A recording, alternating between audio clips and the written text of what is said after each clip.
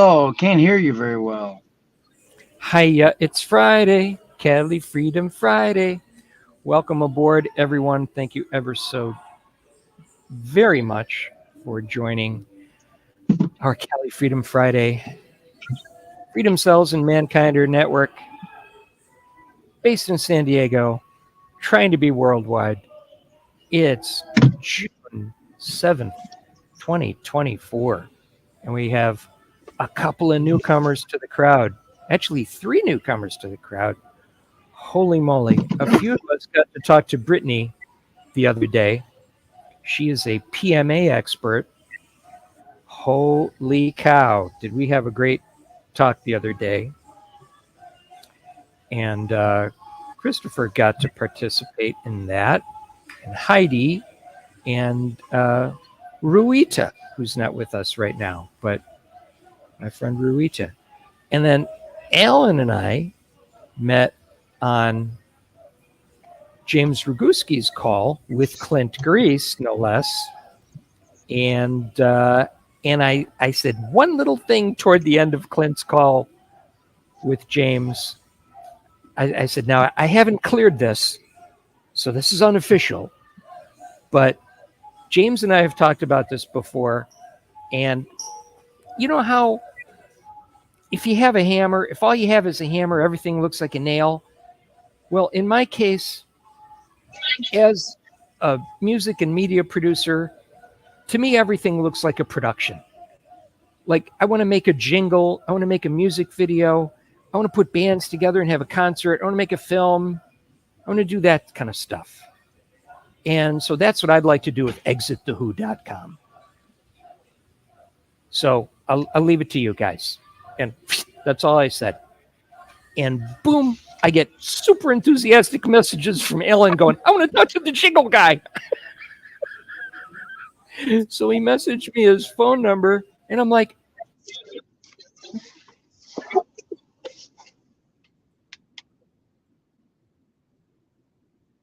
complete overlaps from our neighborhoods that are just so metaphysically impossible. It's mind blowing. So it's no wonder it's a little darker over there where you're at. And then we got Joe Ray, Popology. Asmith's been telling me about Joe for a while. And Joe has a phenomenal history in media production. And his brand is all about what are we going to make popular? And how do we make it popular? So I think that might dovetail rather well, Ellen, with the these other things that we're talking about making jingles and media production and all that. And look at that, I got two Allens all of a sudden. Are you running two phones, brother? What's going on? No, one wasn't working. I don't know what to do. Oh, all right. I'll bounce the I other sounded one. like I was from another planet. I want to be on this planet, or maybe I don't want to be on this planet. I'm not sure. But it like, depends. what time is it? Am I liking it? Am I not liking it? What day is it? That was a blip. Right. Where's the moon? Total alternative dimension just happened. Right in front of That's us. Hey, correct. Michael. We didn't even notice. Yes. Hey, can we stop and do an invocation real quick? Now, Please, sir. Now I'll stop with the introduction and do exactly what I was supposed to do. Yeah. I'm going to shut up Maureen, and you let want- the ladies invoke us. How about Joyce? Joyce, would you like to lead an invocation? Sure. I'd like everybody to take a couple of breaths before she starts, just so we can all relax a little bit. We've all had a long day, if you don't Well, mind. maybe she has it. Maybe she has it already dialed into the invocation. So let's just mute ourselves. I will include that. It's very important. Okay. Okay, so let's just be where we are now and feel where we're sitting. Take a nice, deep, full breath. And slowly let it out. Another deep, full, slow breath in. And let it out.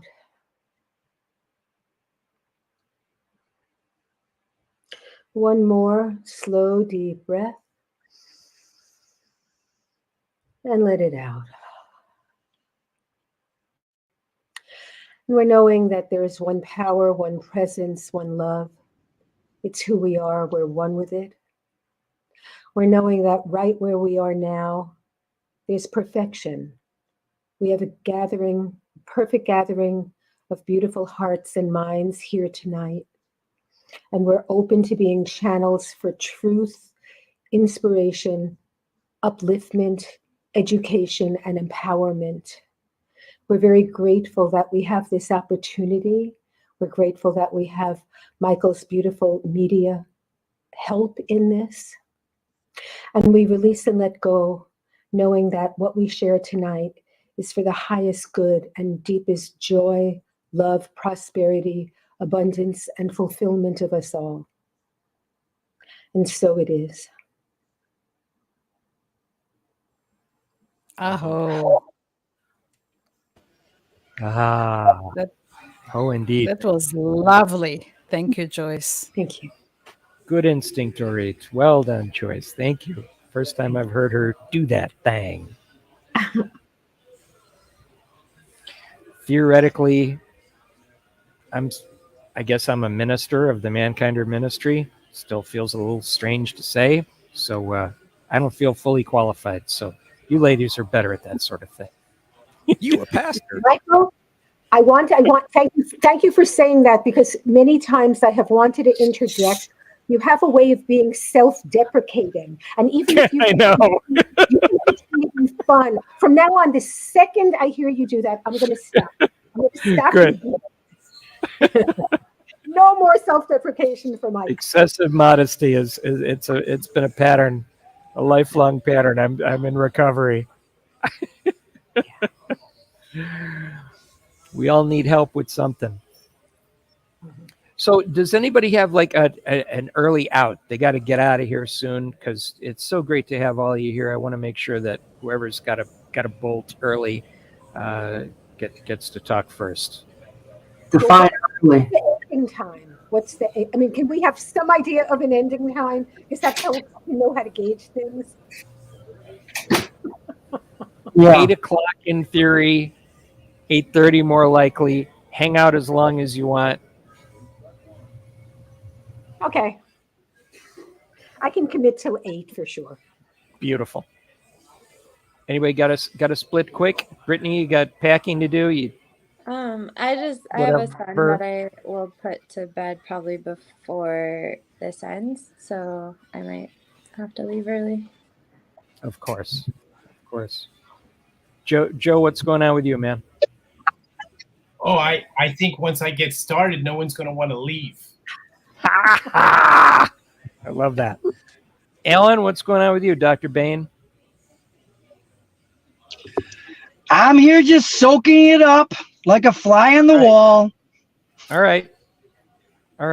Well, let's hear from Brittany first, because not everyone here was on the call the other day. And for me, when I discovered the concept of private membership associations in March of 2021, that was after, that was about a year into the COVID chaos, and hearing like many people, like Mike Colomb, when he learned that he didn't need to leave California, he just needed to, he had the opportunity to restructure his, shall we say, activities, because when you switch from being a business into being an association, a ministry or otherwise, you don't call it a business anymore.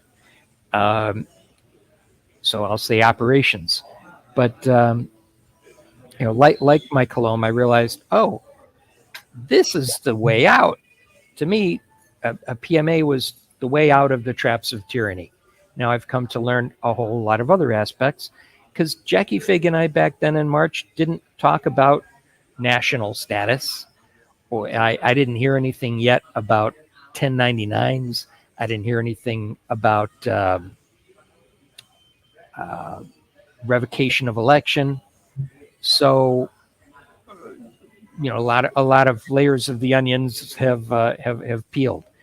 But how did you first get exposed to PMAs, and how are you viewing all that now? And I a little bit, I wish Heidi were with us, because what she was saying, might be worth paying attention to in terms of, as I said on our call the other day, from the position of the New York State Assembly, the fellow who's running that said, "Don't file anything, and here's how to do it."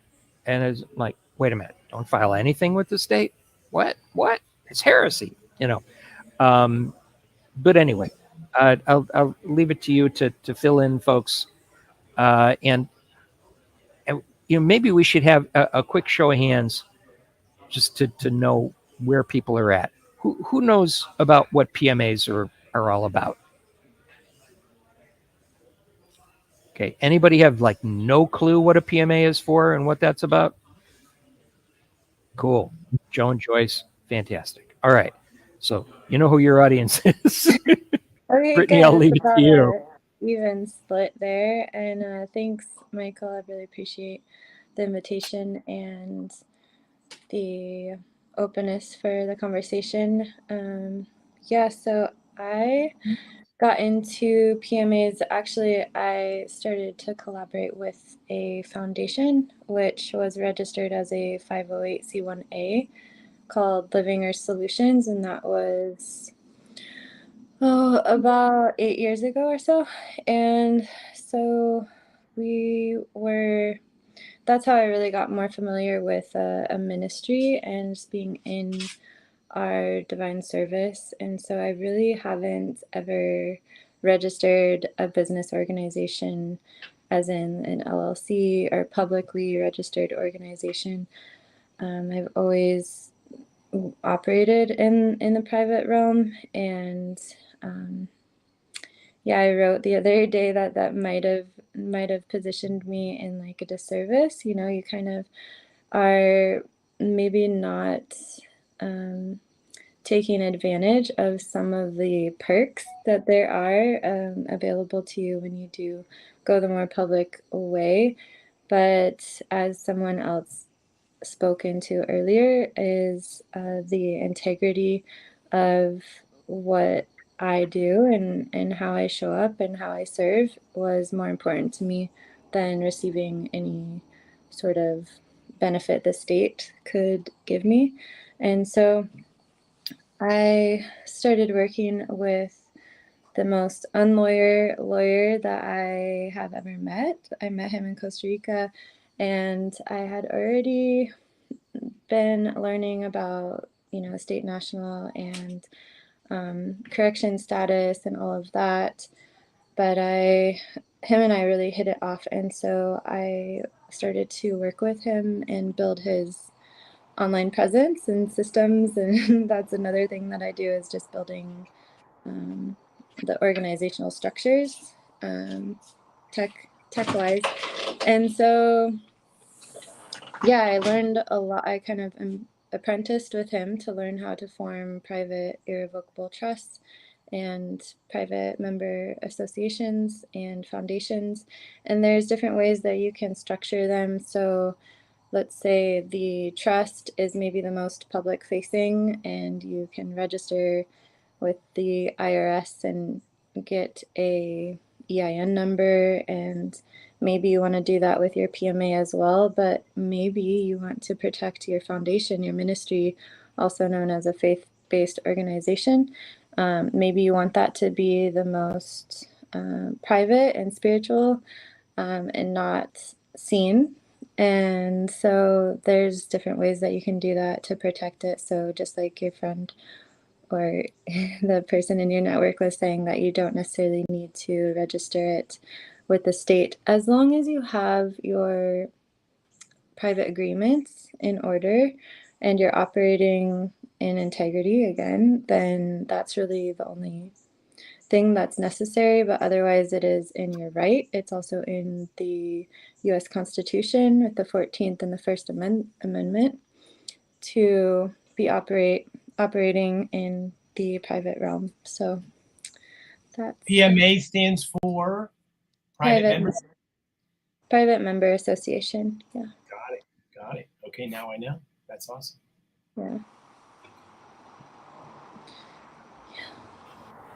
So what Any are the questions at differences all? between what are the differences between PMA and a trust? So the trust is really about protecting your assets, and you can place your different assets, whether that's fiat or gold, silver, land. I work a lot with land trusts, and one of the intentions that I hold is to work with landowners to hold title and have them put the land into the trust so that they're essentially gifting the land back to herself. Because I've personally found that there's a lot of people who hold title to things, and that creates this energy of entitlement. And so when people can shift and gift that land back to herself, and then it seems like people can be more on even ground. Not necessarily that we need to be like anarchists and not have any power dynamics or structures, but just to have that understanding and overstanding that we can contribute to the land and steward the land. So yeah, that's a big one. So Are you saying so that, are sorry. you saying that with people with PMAs or trusts don't need to pay taxes? I'm Yeah. trying to get clear on what the benefit is, registering yourself that way rather than a business.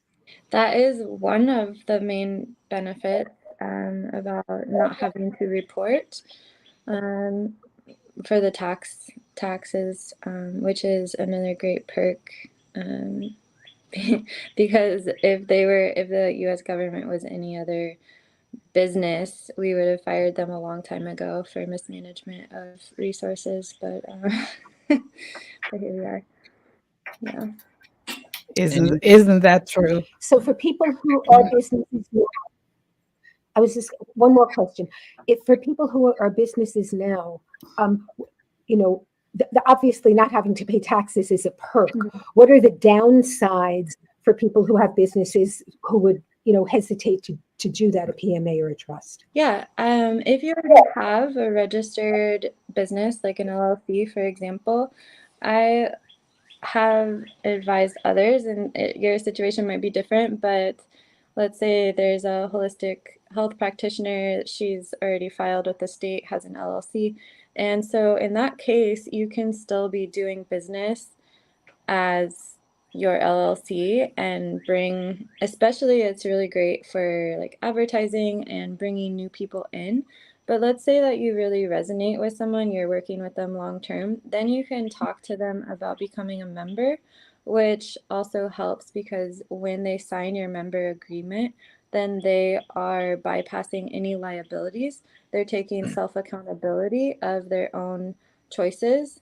And so then you no longer need to be getting insurance or for your practice. That's just one example though. So you can use your LLC for business related ventures, and then you can use your PMA for member association. And so the different terms that you would use if you're in a corporation, you're going to be using terms of commerce, and if you are in a PMA, you're going to be using terms like dues and donations and your members, that type of thing. And Brittany, so with a company like ours with Science Under Nature, I've been looking into this for a couple of years now, and it's not the easiest thing to flush out. But one of the biggest hurdles I've found with a PMA, having a company that sells products across the country, it becomes quite daunting to. One of the catches with a PMA for everybody is that can never go outside the organization. You literally cannot work with anybody that has not signed the contract in some way. There was an event we did a couple of years back, and they had a online email that you pretty much put your email in, and that was a way. So you can create the way that you have people join your organization. Great for people that sell services. So anybody that's a healer, spiritual teachers, great, awesome, works wonderful. The issue we've ran into is that every single provider, every single distributor, every single supplier of materials and anything ingredients, they have to somehow sign something as well. This works this way because there was a big case where, and you may know about this, Brittany. There was a big case a couple of years back where there was a farm that sold meat, and they had a couple thousand customers. Loved them for years, forever. And it was really, really well known. And then the FDA came in and said that you have to use a special packing plant. And the second they did that, they went outside their organization, and that's where they got them. And so then they took them to court over that. So it's a very tricky game if you actually sell products and have many relationships with lots of different suppliers and distributors, how to flush that out. And I don't know if there's a way to create a funnel where everybody, click on this one thing and they're automatically in. I don't know if there's a special agreement that's made for that. I don't know if you've heard of any companies that have done that, because I would love to do that with our actual company, but I have another group that we're going to be doing our PMA with specifically. But even then, you have to keep the money inside your organization. You can't use money from that organization for your LLC. LLC money can't come in and be worked with your PMA. Are those all correct ideas? That last part, actually, you can do some interchanging things, just like you can have your LLC donate to your association, or you can even put the trust as maybe an umbrella to the LLC and the association, so that you can have some flow of resources to both. It could go both ways, but that is a really great point about everybody that you interact with, it's private contract. So you need to have everyone that you're interacting with become a member. So yeah, I can see how that could get really complicated if you have a bunch of different suppliers 100. and you have a wide 100, you have a wide network. So the more education we get out about this and more people start to see the benefits of working in private contract, then we can start to play a bit more with, the suppliers. They're more keen to it, but also, it is, even in public business, we are always signing contracts. Like if you're working with a supplier, there's likely some sort of agreement or contract that is signed in the very beginning of working with them. And so if we just kind of work in, it's essentially the same thing. Slip that in And yourself. yeah, I also design, I'm really into funnels and automation. So like, yeah, I definitely that's how I've designed the two private memberships that I've worked with in this realm, to kind of set up like a firewall in a way where people can't see the rest of the site. A lot of the things that the members can see until they sign the member agreement. So I know very little about these structures, but I guess I'd be considered a sole proprietorship rather than an LLC. So is there any difference in what you're saying between that and, in terms of PMAs and trusts? not particularly. However, if you want to be really in good standing with any of these organizations, you operate with a board. So maybe board members with the PMA or a board of trustees with the trust. And so it's kind of similar as we were talking about the land, right? Like you're no longer this sort of dictator, which you kind of are in a sole proprietorship. You get to call all the shots. You don't need to be accountable to anybody else. But when you do start to shift into the private, it is a more collective model.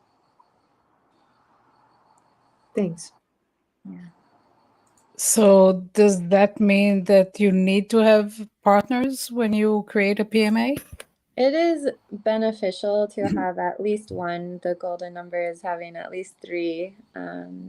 maybe a president, a vice president, a scribe, a treasurer. Like those are the typical roles that you would have. But if you so I've started Golden Trust Foundation, and I'm building my board right now. And so, and there's, it's kind of in that building phase. When you're small, though, you don't really, like, if you're not bringing in 100,000 in donations, you're not really waving any red flags. So it's just, just about your intention, integrity, and, for me too, I'm really interested in building legacy and something that lives on beyond myself. And so that's why it's much by design. I wouldn't want to have everything built on my back, because if something happens to me, and that's just essentially great business practices anyways. Yeah. I think you got a really good cue in there, the legacy. And I think you taught me something that I was already participating in and didn't even know it. Our entity is a trinity of companies, from an LLC to a corporation in partnership with a 501c, all under the Popology trinity of companies. The 501c is a public trust ledger that in essence is the ultimate pushback on big tech data. As you communicated, Brittany, about the protection of land, well, data is the new frontier. I can say this just for the sake of the conversation to garner your confidence here. It's pretty ironic that we have such incredible digital age of our knowledge set of doing things like this, where we get to connect in our phones and our devices and computers surrounding us, and everything's listening. And boy, we should really know each other by now. And the extract of all this data is that we're homophobic, racist, and don't know what a man and a woman is, nor what the science is, or any of this stuff. Isn't that phenomenal? Isn't that ironic that we have a digital age now, and we're so, but the data that's being garnered and held by these, top end systems are giving us the projected mirror that we are the most disjointed we've ever been, which is not true. So I am here as a gladiator, or like I like to say, pop messiah, for truth decay. That the entanglement we're in, which is a very simple one, is that we don't know what the definition of popular is at all. Nobody does. And if I may, Michael, can I go into the eureka that I present to you as the grade school, presenter here? Go for it. Thank you. I'm a TV commercial director, experienced production designer for projects like Austin Powers 2 and Backstreet Boys and Spice Girls, and got to be a director as well for TV commercials and music videos, very large scale stuff in the 90s was on set with Scorsese and Jonathan Demme and the best of the best.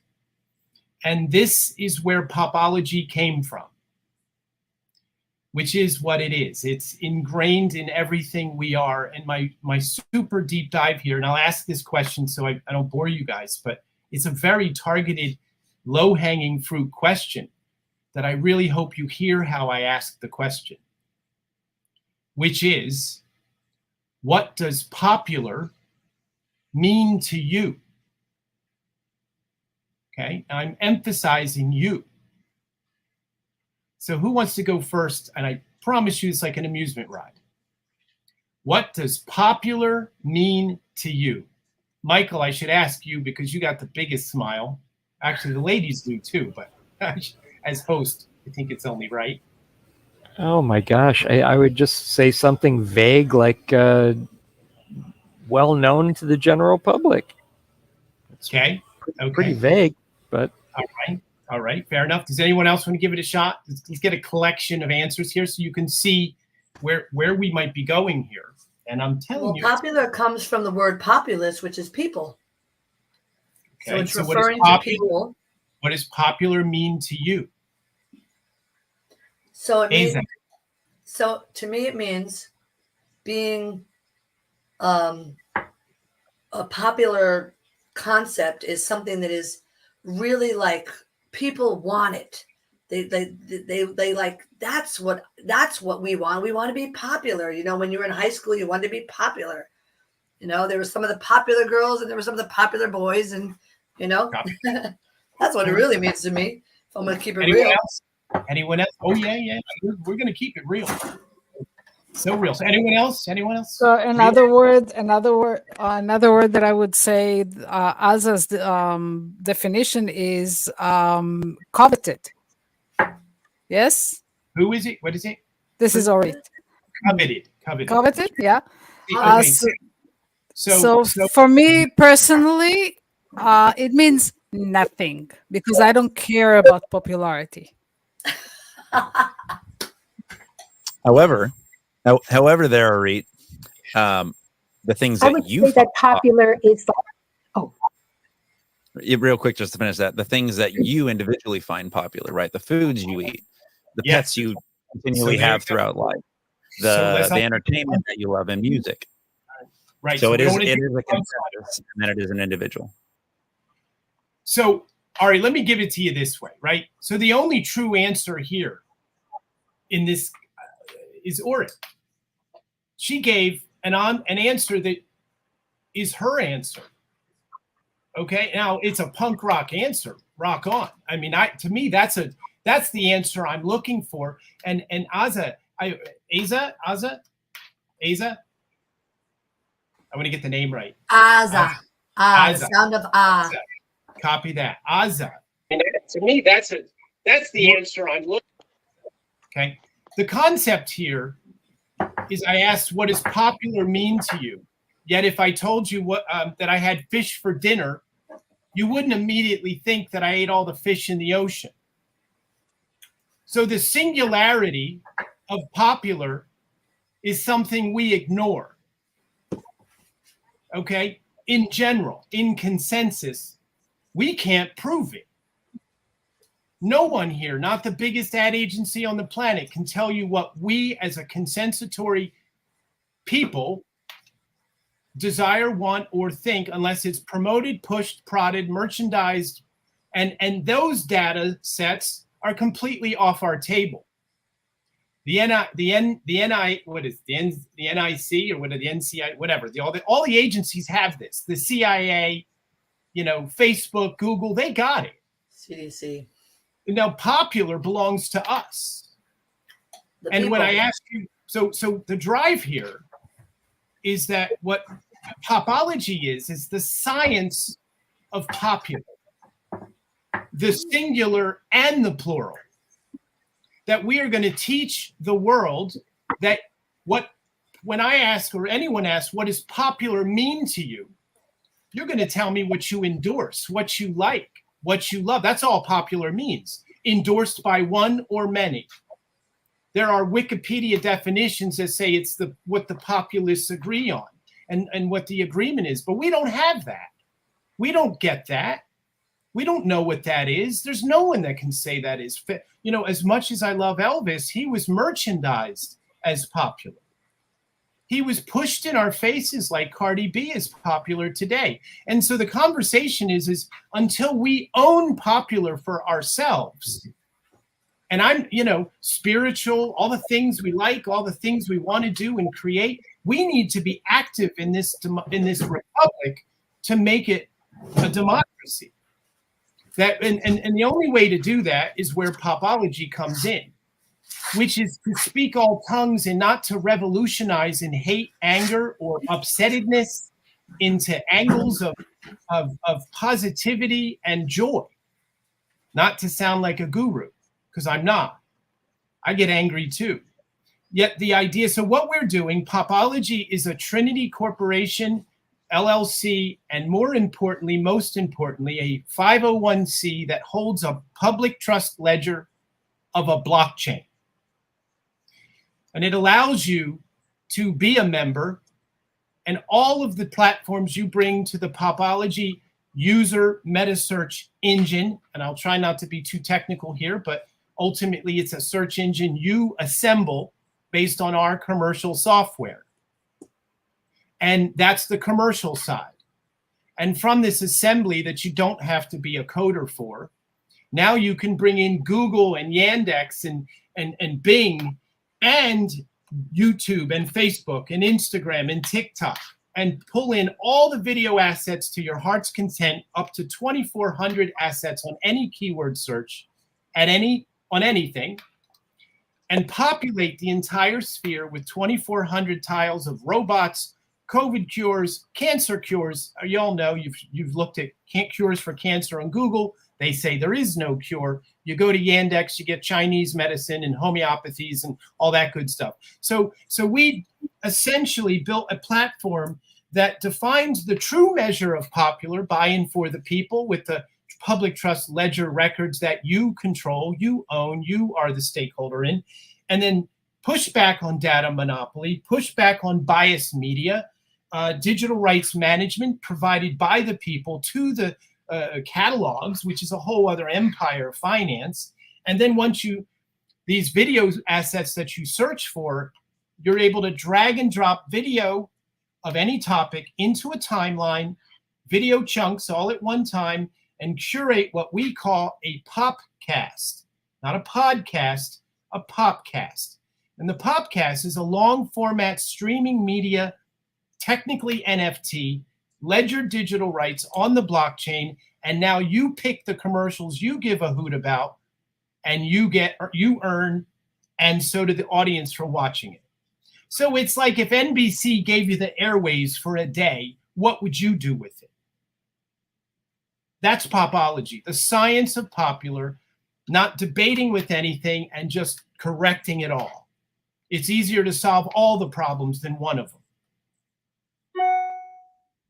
And that's what we have our special organization for, that's owned by the people, similar to Brittany's point about the PMA. We had a PMA, I didn't know it was, but it's a 501c. The data is owned by the people.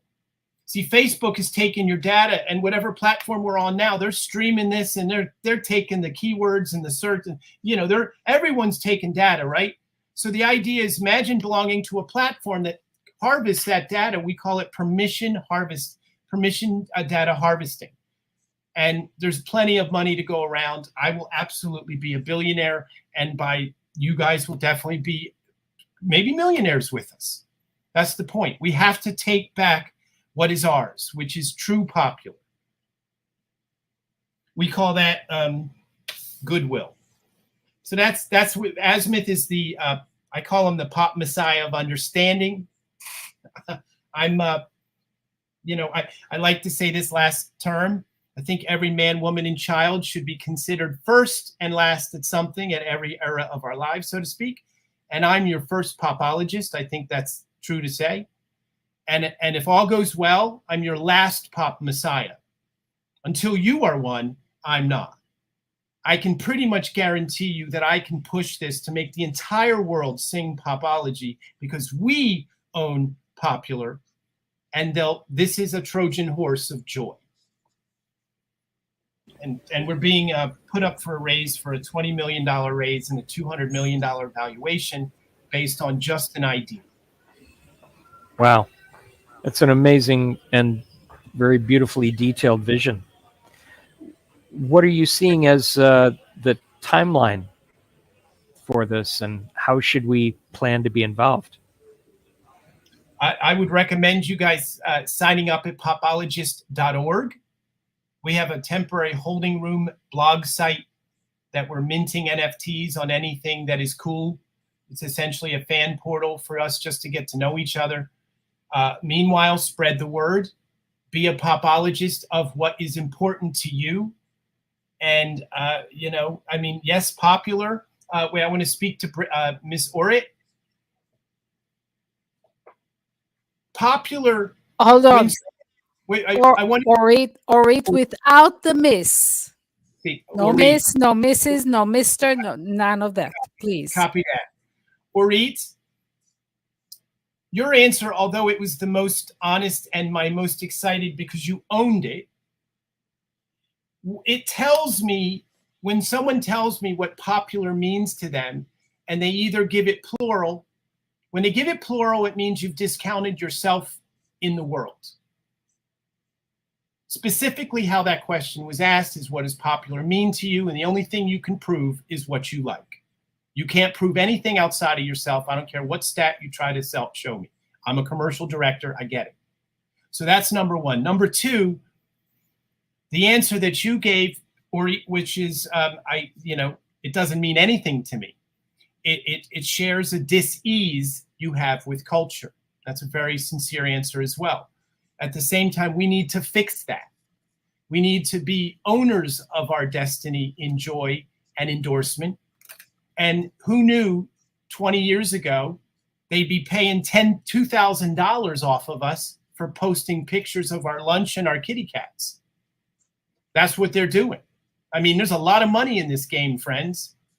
So what you can do is stick close to Azimuth and myself, and we're all mediafied here. Popology is a campaign for media literacy through technology. We've got the platforms. There's a lot going on here, and I don't want to bombard the whole introduction here. Yet it's not just a movement either. It's all of it, guys. It's politics, religion, spirituality, self-realization. How we organize ourselves. If we're lucky, we'll be in front of the Rothschilds in no time. That means I want a crack at them. That means I want to speak to the WHO and the people that are the elite buffoons who think we're scumbags. What do you want to say to them? Well, actually, they're going to offer me a nice cup and say, wow, this is incredible. Out of nowhere, what great, majestic concept you brought to the table here. And by the way, this will be at a very elite party with checkered floors and everything. And then they're going to say to me and Azimuth, well, I'll tell you what, drink of this cup and you'll have everything you wanted. Then I'm going to say, I really appreciate this honor because I'm a boy from Camden, New Jersey. The most dangerous thing you have is somebody that doesn't have anything to lose. So my answer to them is, I'm going to pass on this cup because I'm still drinking my own blood.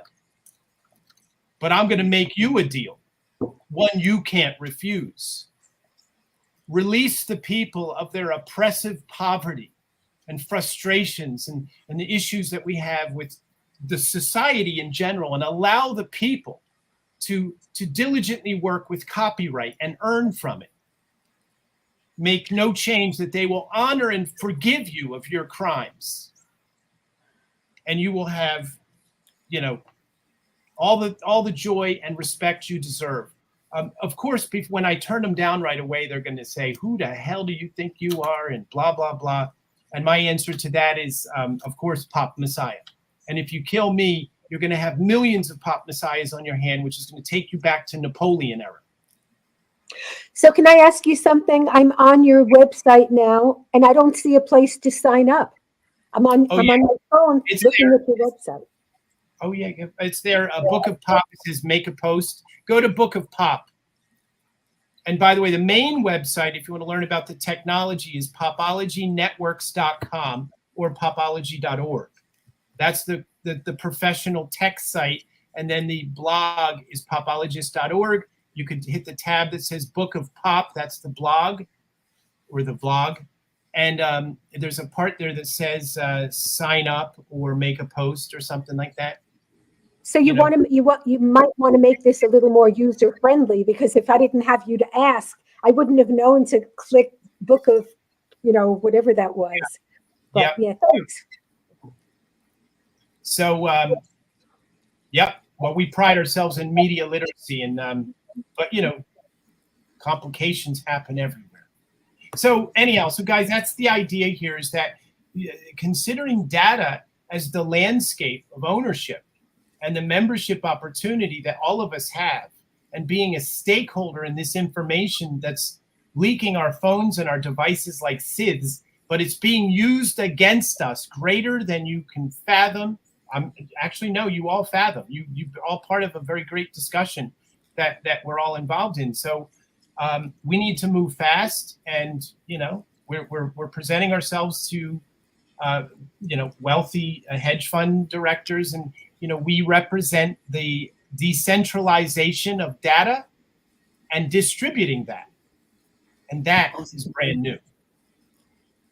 And they won't shut us down, by the way, because again, like I said, I speak tongues with the commercial industry. You pick the commercials.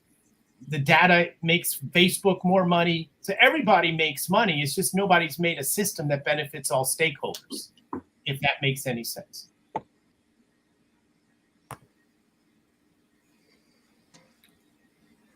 It's amazing. Can you repeat the main website?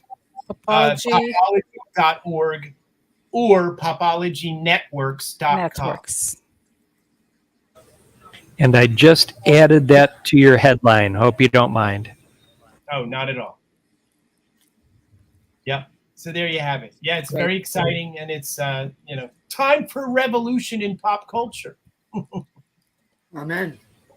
Indeed. Joe, what would you say? You've touched on so many great concepts, but what would you say are the concepts or the things that you've most wanted to bring popularity to that may have inspired you on this mission?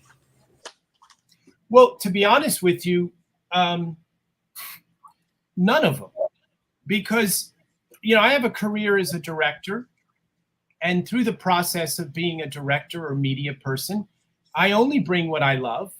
I only bring what I like. Even as a production designer, everybody has the same characteristic in whatever job you do. Azimuth only brings the best seeds to the soil. What he likes, what he envisions is prosper. We all have the same formula, if you will. So when I realized that my formula or my popular matters, it was like, well, what is the true sense of popular? What is that? And when I tried to search what is the consensus, the true consensus of all people, there is no data. You can go to the Library of Congress and look up old newspapers. You can, but these big data farms, they got all the information. So the real focus for me is to assemble the if we want to call it truth. I'm not here to define the truth. We all are the truth. I don't think anybody here can speak the truth at all. Your flesh requires too much water for you to do that. And that's the conundrum of being human. Therefore, I also will be a thorn in the side of the spiritualists because I'm real. We have to be real. We lose people in faith because we act crunchy. And if we can present, you all seem very real and very connected, and there's a balancing act that we have to present.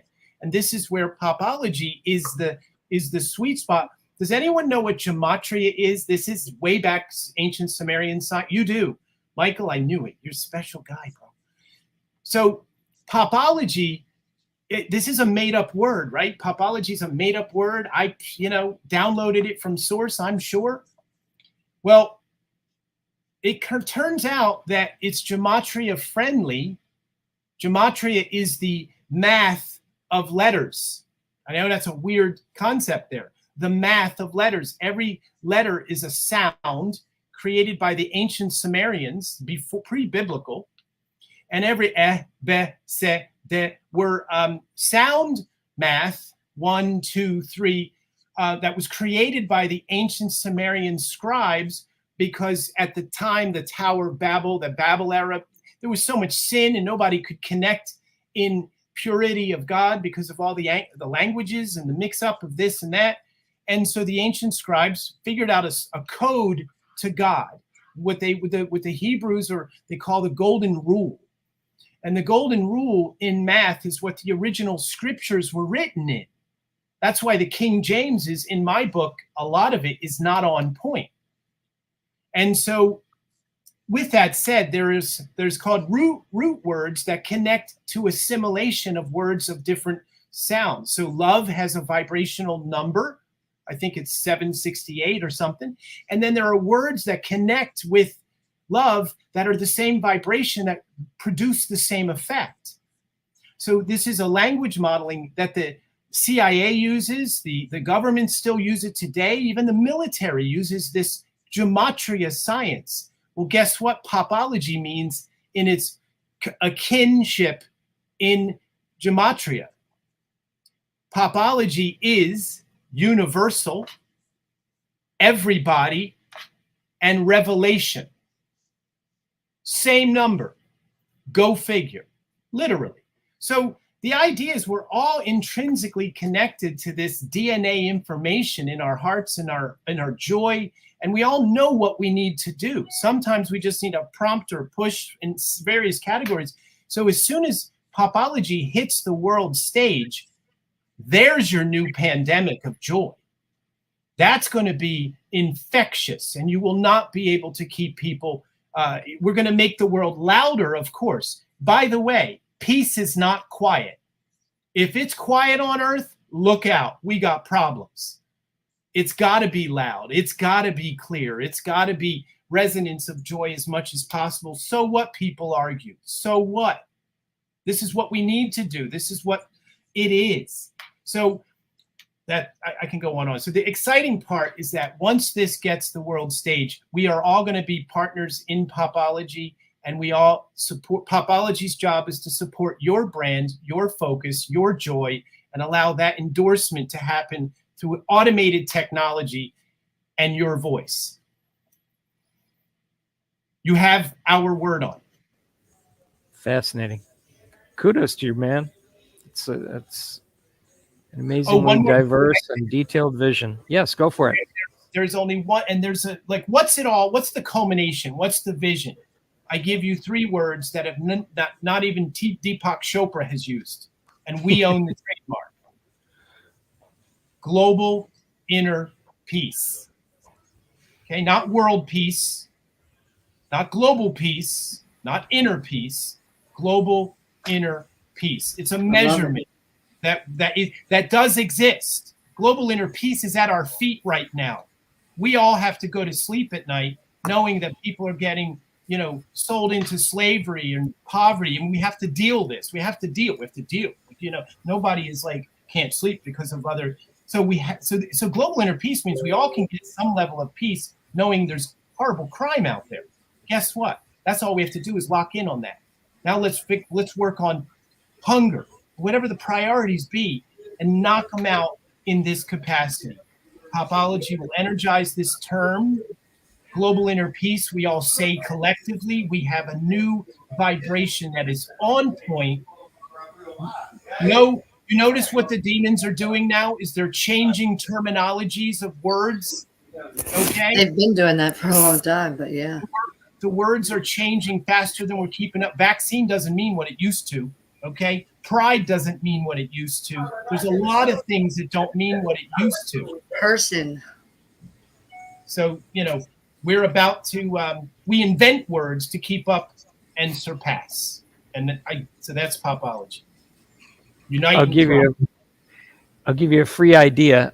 Back in 2012, December 21st, the Mayan calendar shift date, we released a little film. It's just 17 minutes called Rebirth, and it's global-rebirth.com. So we were definitely going with the global imagery. We were using NASA footage of the curved Earth, the globe Earth, etc.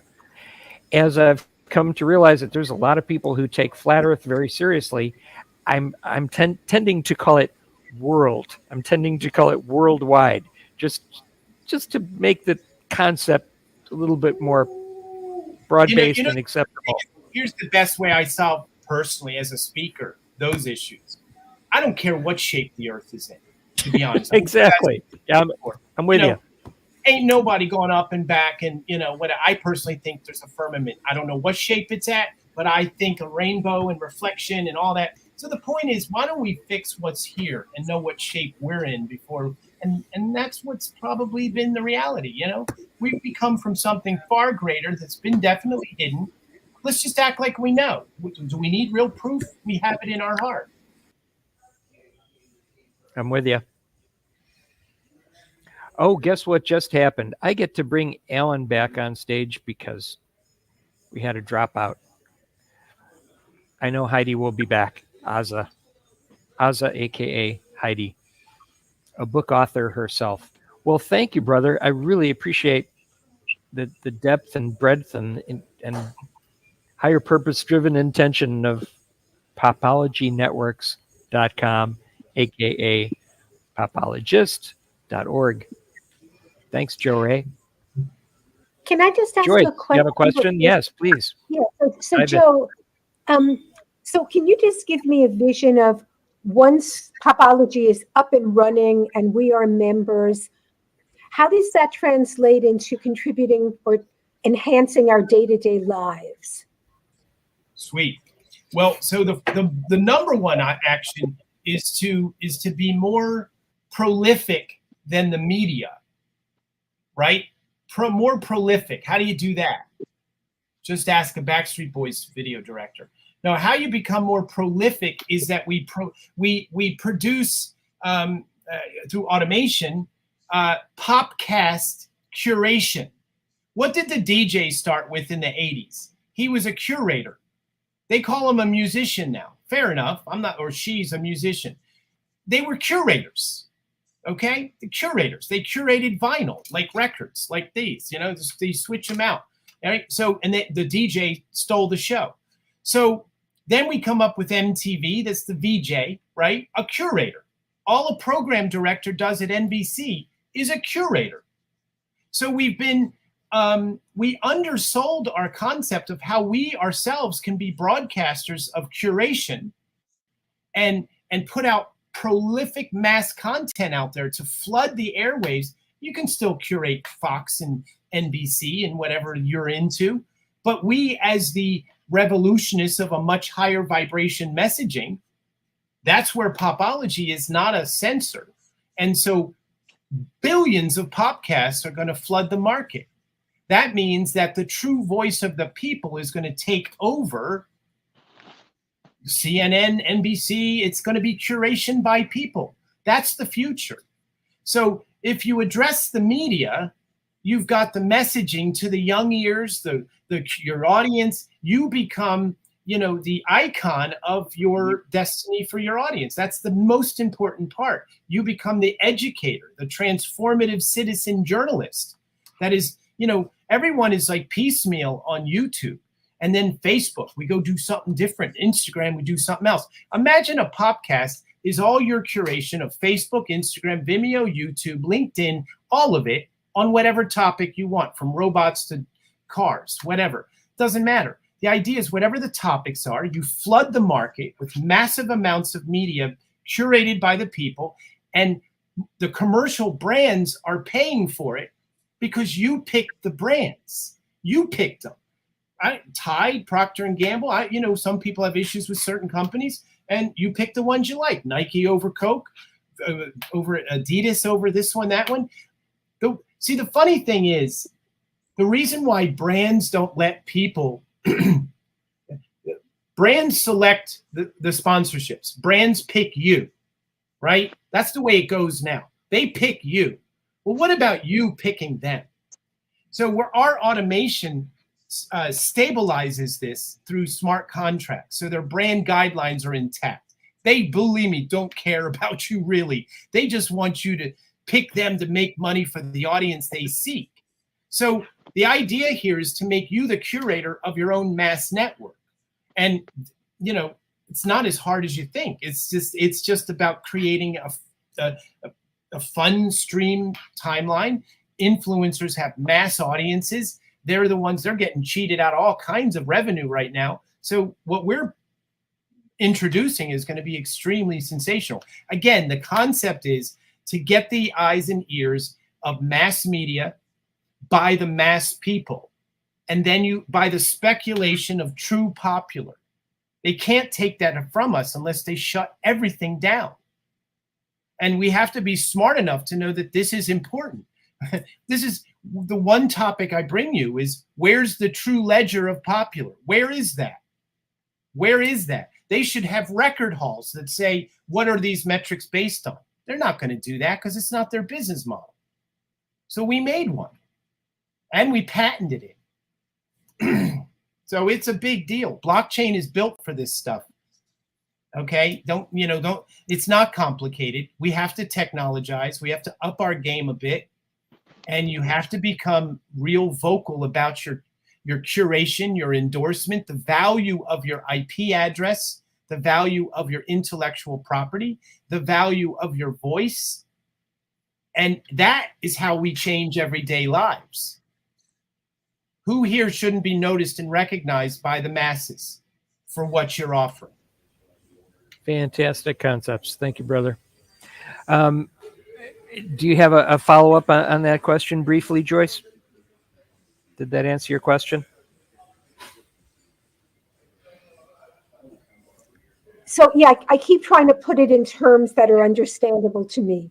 So it's almost like each one of us who signs in. Thank you, Michael. That signs into what you're doing. It's as if we each have our own podcast, our own radio show, our own TV show, our own book publishing company. Like, is that kind of, and I also thought about focus groups, how sometimes you can make a little extra money. They have these advertising or businesses, they want to find out what the consumer likes. So you go in, you spend a couple hours or you're online and they give you money. I'm trying to interpret it into what I can grasp. I love it. I keep it real simple. So give me one topic you really like that brings you joy to watch, inclusive of your own. I'm sure you make your own content. Do you? You don't have to make your own content either. But if you do, fair enough. Well, I mean, I've been interviewed on some podcasts. I want to become a podcaster, but technology always kind of intimidates me a bit. Okay. So what's the topics you like? Give me one topic that's like really something you're into watching other people's stuff. Oh, things I like watching other people? Yeah. Did you say? That's curation.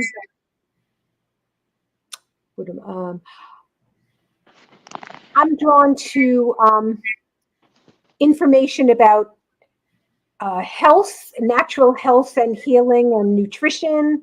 I'm drawn to information about consciousness, healthy relationships. Okay, so in this user assembled search engine that is real easy to bring, you pick your Facebook, your Instagram, your YouTube. I mean, most people don't even realize you're on like 8 platforms now, and you don't even think about it. Most people are on 6 or 8 and don't give no. You're probably on 25.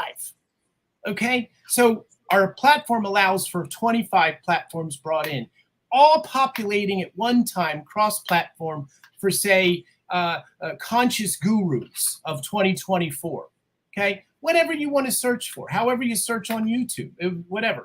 And it populates from YouTube, from Bing, from Dailymotion, from Vimeo, from TikTok. You don't get that anywhere. Am I right there? You got me there? Well, I just got a picture.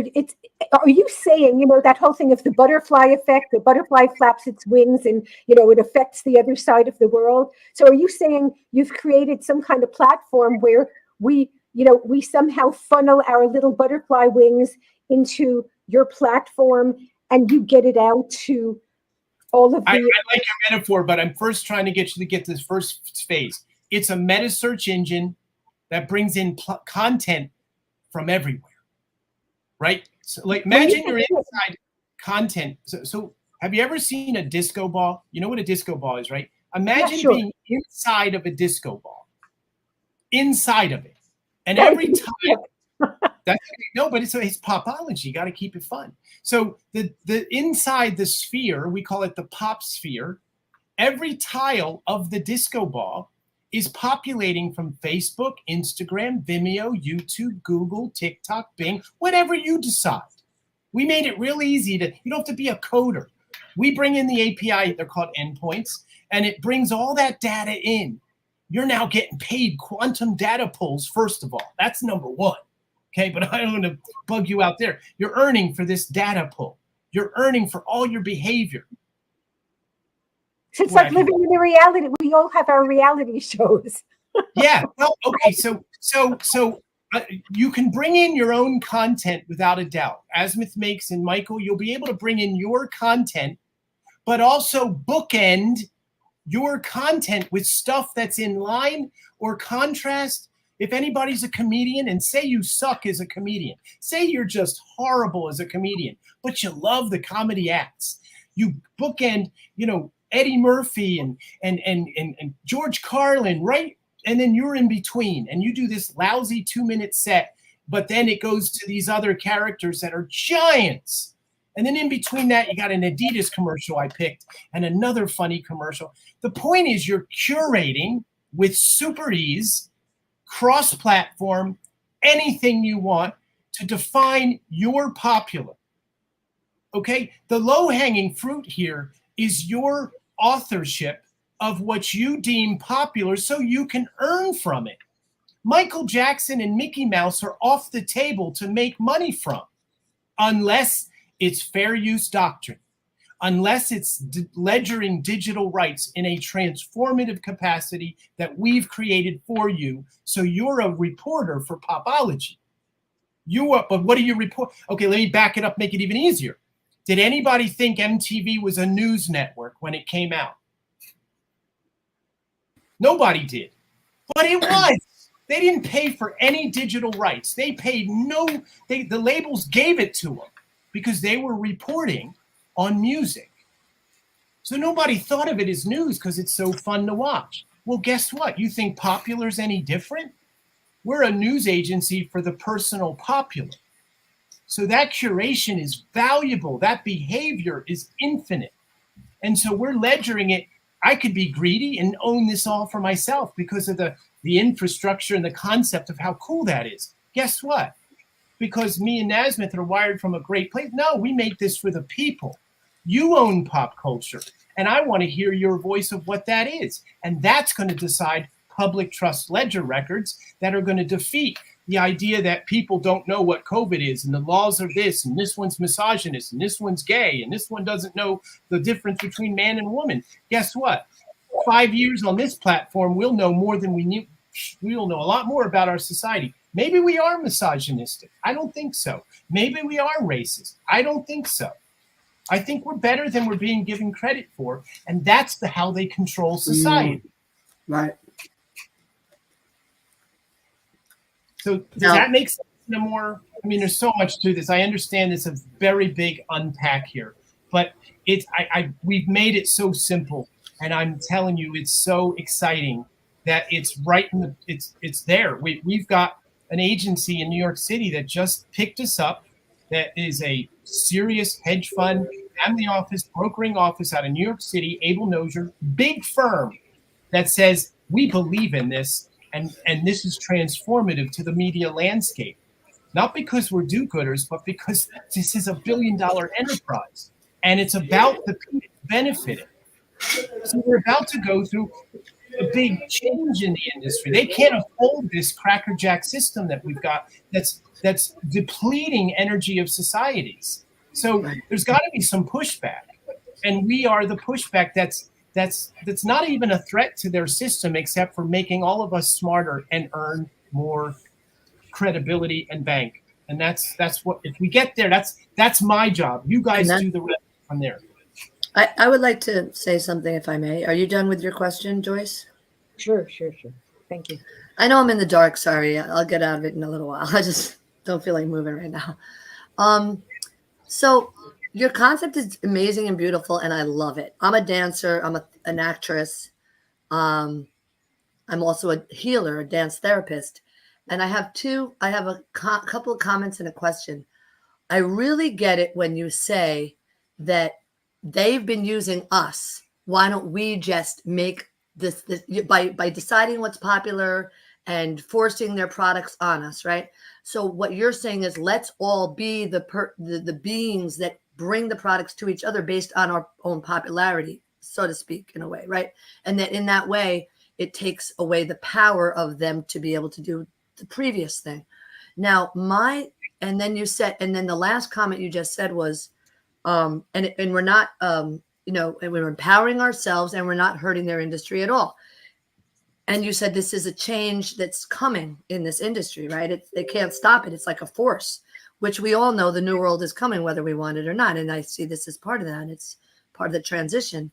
The only question I have is, well, first of all, let me say a comment because it'll help me lead to the question.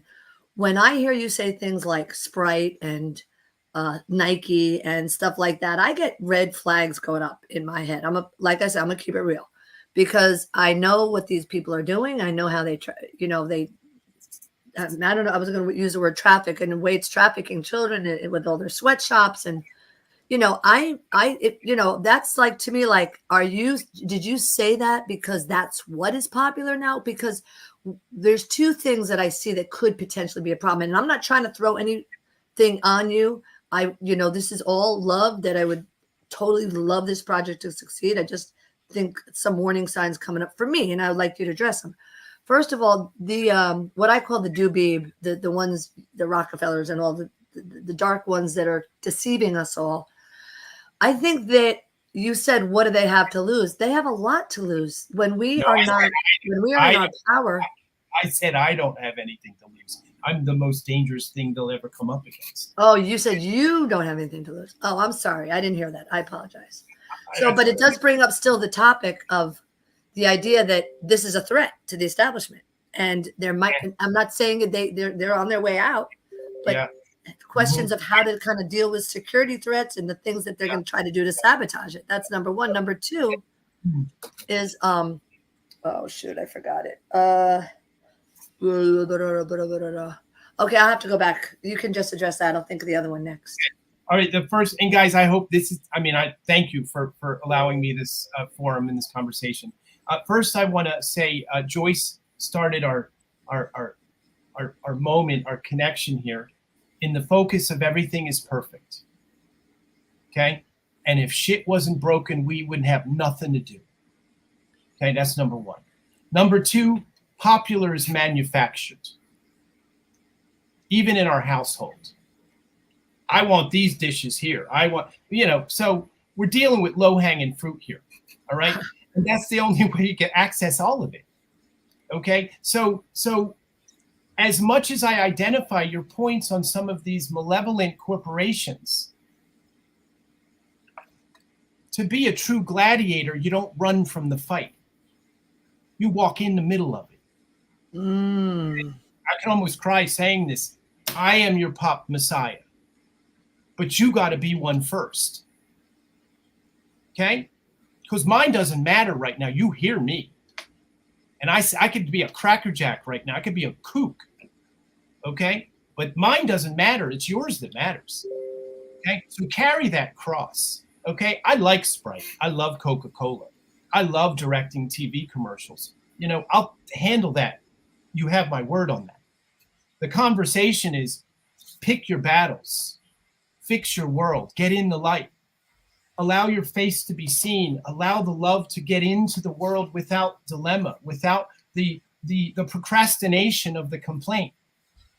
And then we have our solution. I have been told I'm crazy. I have been told I have no concept on the planet. And that is all changing now. So the ideas I say to you is, yes, we have a tall order before us. At the same time, they are squeezing us like a tube of toothpaste, and they know it. How do you know that they're not trying to lead us to the light of benefit? They might be. They could be. Maybe they are. I come from a really bad neighborhood, and they don't talk like this in my neighborhood. And if they thought like this, maybe they wouldn't be so broke. So, my mom was one of the first dancers on American Bandstand. She carried this entertainment idea for me for a long time. So the conversation I'm driving here is, we make this world what we want it to be. We do. It doesn't matter what's outside of us. It doesn't matter how big they are. The story I told you about the Rothschilds and the fun story of drink of this cup, and that's just to rally the the troops. Guess what? As far as I know, you're all just a bucket of brains, and so am I. And we're in a spaceship with this existence that we have to make something big. So don't worry about those outer issues until you resolve your own joy. And that's a harder thing to do than deal with that, so to speak. So can I ask the logistics of it? So, okay, I signed up. So what's the next thing that happens? I assume I get some kind of message in an email, or how are we communicating? What's the next step? How do I get involved, or what's the benefits to me? Let's bring Taurus. So let's get real here. All right. Yeah. So now we'll get badges. I'll give you a badge so you can write and post your photograph. Make sure that it's no different than this is just social media portaling right now. This is just there's a lot of technology sites you can sign up for, and you're on a waiting list and you don't hear from them. This is a group that we all can connect and talk. So that's what this is first. And make a post about yourself. If it's really rad and cool, I mint it as an NFT. So you're a Joyce, you'll be the popologist of consciousness within a trading card and an NFT. When we launch, all that has its own value. And I won't bombard you with the tech talk of what an NFT is and the value of that. I was going to ask you what it is. I have no idea what an NFT is. It's just a ledgered asset on the blockchain. And there's many ways. I think the most important way to say this is where if you could imagine, did you get paid anything from YouTube, Facebook, Instagram, Vimeo, or Google at all this week? Nope. But how much did you use it all? Imagine if all those transactions, meaning keystrokes, emails, all that, imagine all that was harvested, collected on your behalf, and it was ledgered to a blockchain so you can see and authenticate your personal popular, whatever that is. That becomes what we call an NFT, a non-fungible token that identifies value on the blockchain of behavior that now you can sell it to Sprite if you want to, even though you hate them, whatever. I'm only using that to be a little bit sarcastic, but I'm sorry. There's corporations out there that we have to get involved with to modify it, right? There's a lot of corporations that are valuing what we're offering.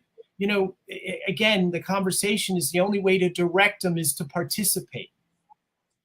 And so we ledger all this stuff. That's the point, that the Popology platform will ledger all behaviors. In fact, we will have the only platform that will ledger 1.5 million transactions per second.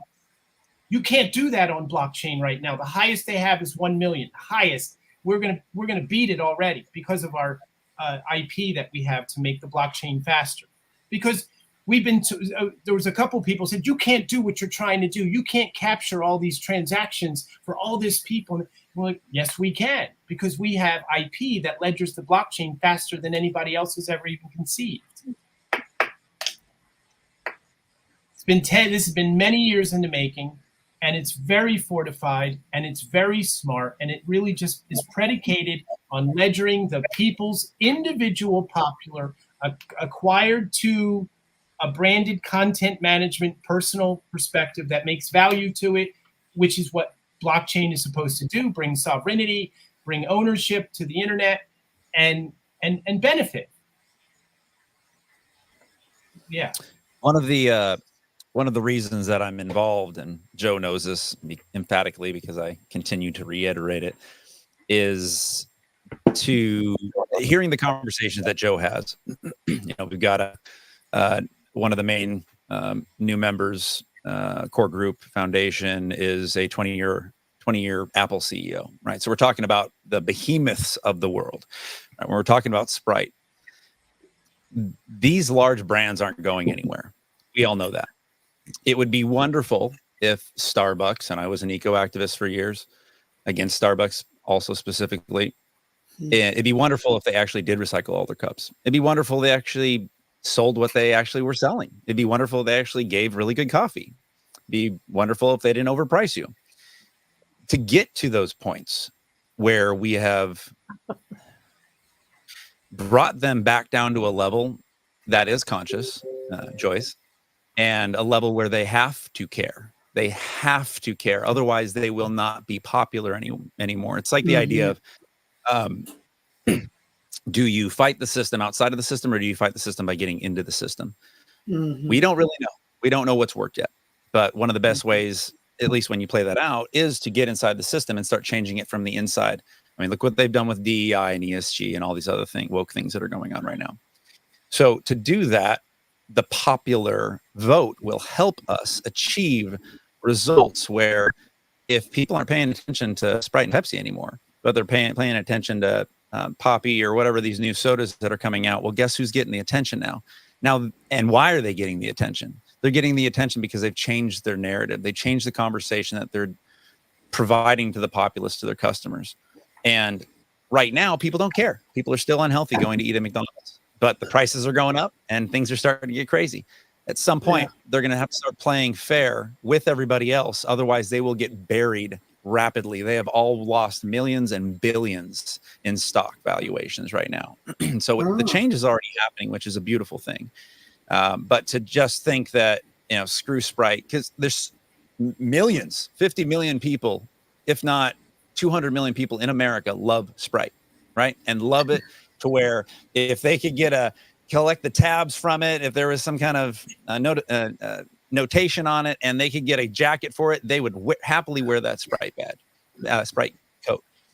But to get them to do that, we have to slowly shift that. And this is an amazing platform because one of the reasons I've loved it so long, since I started really working on Joe with this years ago, was that we live in a 3D world and there's not a single 3D platform out there. This is the very first gamified, great for the gamers, gamified literally, and also integrated fun. It's got to it. Look, Twitter and Facebook and everything else. It's just this flat wall that goes in front of you. So the creativity that's behind this team and this creation is something I've never seen before, relating to the APIs and not fighting these other platforms for market share, saying we're going to integrate with you for the market share. I mean, the ideas behind Popology that have come together are something I've seen a piece of in some other app that's coming out. I've never seen all these ideas come together in one place to where we're saying we're going to work with you as well. We want to integrate. We want to play. You can bring in all your content from every other platform that you're on and put it onto this media timeline.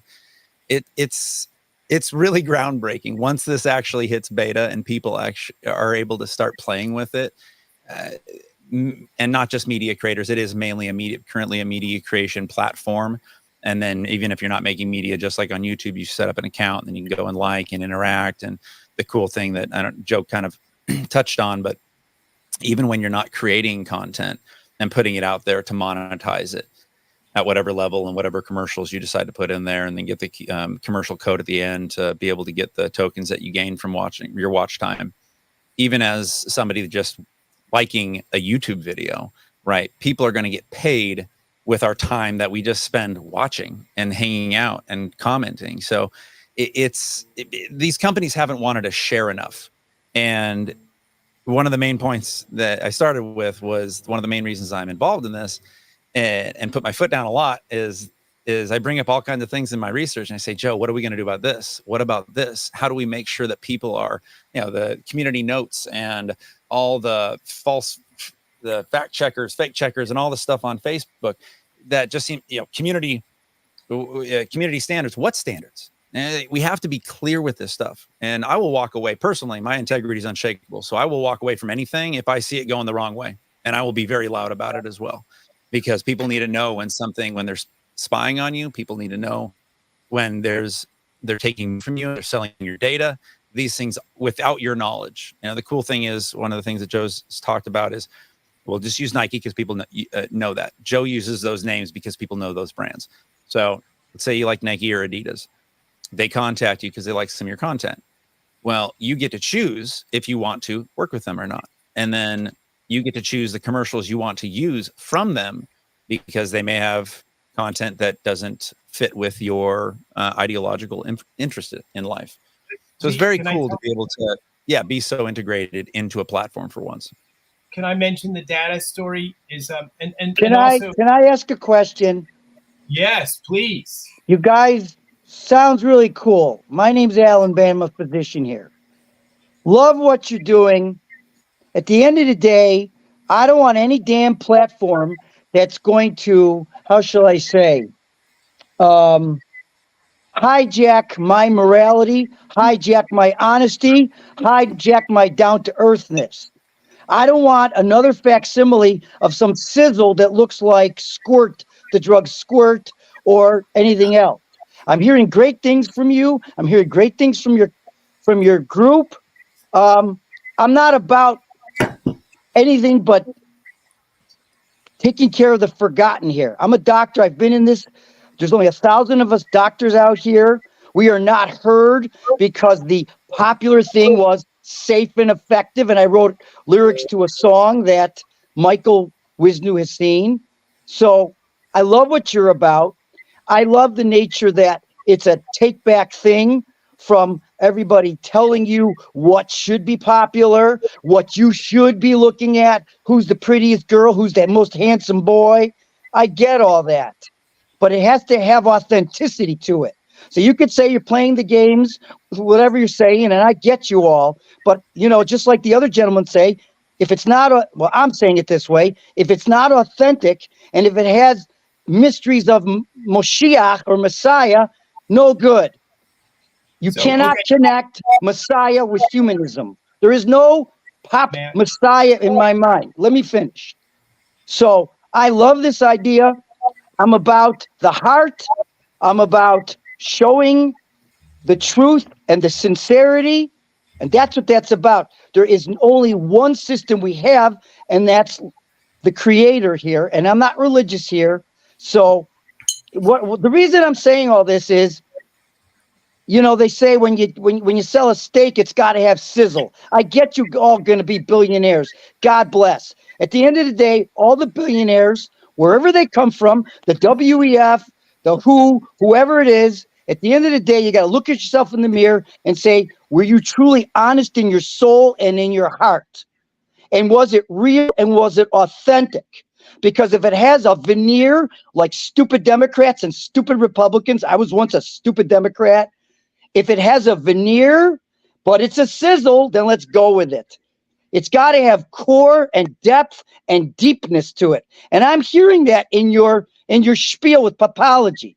At the end of the day, the next level is the humanism of this thing. It's about the real humanism of humanity. I'm seeing people die all over the place from died suddenly stuff, and we can't even get a word out there in the world because the CNNs and all these places are doing all of these things. Okay? And I like the idea that there's freedom of thought in Popology. I like the idea of freedom of thinking here. There's a lot of good things here, but I needed to share what is it really all about, because the world is going to shit. And there's some real problems out there. And I just want to put that out there right now, front and center, and not hear about how you're going to be the billionaire of the future. And God bless you. God bless you. If you've seen my writings, you'll see what I wrote about the media and a lot of things. I got a lot of thoughts. I'm a nobody. I'm here for the nobody. I'm here for all the nobodies to not necessarily be a somebody, but I'm here for the nobodies to get a chance to get a leg up, to be heard. And I'm hearing some threads of that. But I have to be made assured of the sincerity and the honor of this whole thing. I've said it. Dr. Allen has a great point, and I'd like to moderate between, because my role in this world, in my humble opinion, is I was gifted with a certain degree of ability to help people to hear each other and find a balance. No, I love what he's saying. I get it. I like the idea of Dr. Popology, the gentleman there. I love the idea of taking it back. Because I'm sick and I'm tired of Thank you, Doctor. Being told what I should look at. What, you know, I don't need to be I just want a fair shake. Now, fortunately, you know, we're still getting our footing, and I've been at this Mankinder thing for like 5 years, and it's taken this long to find just almost the the tipping point of just enough people to reach what do I always forget that term, and I had to look it up just so I'd have it in front of me. Oh, for God's sake, here we go again. I apologize they came on so strong, but I have to get brother, my feelings out. You're perfect. You're fired up. You're perfect, brother. Yeah. Not taking critical mass. That was Critical mass. absolutely perfect. I saw the applause. He's absolutely right. I wanted to do a Joe, hang on 1 second, brother. I want to bring it back to you with a distillation of the journey that those of us that you don't know have been on. And here's a wild thing. Orit and I knew a fella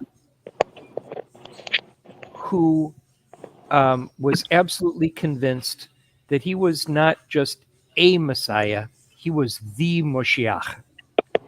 And he had a movement and a plan and a big vision. I'm not going to give a name at this moment. One of the early, I think it was my first conversation with him, because I checked him out with a friend. I said, "Is this guy for real?" And she said, "Yeah." I'm like, "Okay." So we had a conversation, and one of the first things he told me is that I had to change the brand name of Mankinder because, well, I don't know exactly because what, but it should be Humankinder, or and I've heard gals tell me that, well, what about Womankind? I'm like, great, please do Womankinder. If I've got anything worthwhile, you could use that on your website, or we can white label it or whatever. It's all good. But at any rate, the sad fact, Joe, and I don't want to bring it down, or so I'm going to get past this quickly, but this gentleman had great vision to help heal the world. The point that I'm making is I'm glad that we are in like a fairly small reach right now. We're still getting our footing. Like, how do I say this? How do I explain that? The balance between the big vision, and we know it's going to be successful. And I could say the same thing. 5 years ago, I thought Mankinder, to be a Mankinder, to build a kinder world for mankind, was the most obvious freaking brand in the world. Like, you feel passionate about Popology, and I resonate with it. And I think we have a very comparable level of being of service, to where, like, I'm always telling people, this is not the Michael show. Notice right now, I'm putting me at the bottom right-hand corner. I don't want to take up the screen intentionally. So, I'm with you on that. The balance that we come into sometimes is when we're really confident, we're so pumped up about it. We go, this is going to be $1 billion brand. I'm the king of this new thing. And then you go, hang on a second. But my message was that it's all about you. So finding that balance, the sad truth is that this fellow who wanted to do so much for the world, and I really believe he did, he departed this world by his own choice. He took himself out. So he couldn't live up to that level of Moshiach. And when he couldn't, he said, now I've built, I don't know exactly his thought process, but one might guess that he had oversold himself to such an extent that he couldn't live up to the stuff that he was hyping and promising. And he had I'm almost done. And he had worn people out to the point where he was just too pushy on them. No, Joe, I don't think you're doing that at all. And I love that Azimuth gets the vision, and I think it's a balancing act of how do we present this so we come across as celebrating mankind. May I do that? I'm a commercial director. I can be very fast. It's all you. It's all you. And Mr. Allen, I want to so thank you for making this movie worthy, sir. Okay, Michael, you first started out saying that you everything you see is a film set or a music video, a poem, a this and that. You live in that. Okay, sir, I live life as a movie. You want to talk about authentic, Allen? It is of utmost importance that we as individuals tout our popular of who we endorse ourselves to be, think we are, And for the purposes of tweaking your ears to listen, I have the words. I am suggesting a notion because I'm in touch with my Messiah complex, which is a phobia all over this planet of good men. Okay? A big one. And you're a doctor, so you know about this. All right? And I present before you a very substantial Messiah complex, yet I use it in a way that's very appropriate for what the goal is. I'm not Messiah. Wait, please. Don't put words in my mouth, please. I am Pop Messiah, the last one, until you are. And I think I coined that quite clearly. I am nothing until you are. And you did that today. You did say that you are nobody. That's who you are as Pop Messiah. Nobody. And I respect, I'm not being whatever that edgy is. I just think while you intellectually get that and it makes total sense and I get you're dealing with a population of people. No, I'm not. I'm dealing with a square right now. Of No. Time out. This is my openness. Let me open, Dr. Allen. You had a lot of the floor. I'm just taking part of a little bit of my piece. This is the best part. This is the best part. This is why no one will leave this conversation until this is sorted out. Okay. Because I know what I speak, and you know what I speak. And the most important in authenticity is that we all know what we speak. And I see a lot less of that today than ever, just like you said. I agree. Right? Oh, so we are peas of a pod here, okay? I wouldn't say I'm nobody because I've been nobody. I gave everything up to be this. I was homeless in Venice Beach with my kook theory, okay? And I don't want to get into the war stories of the conversation.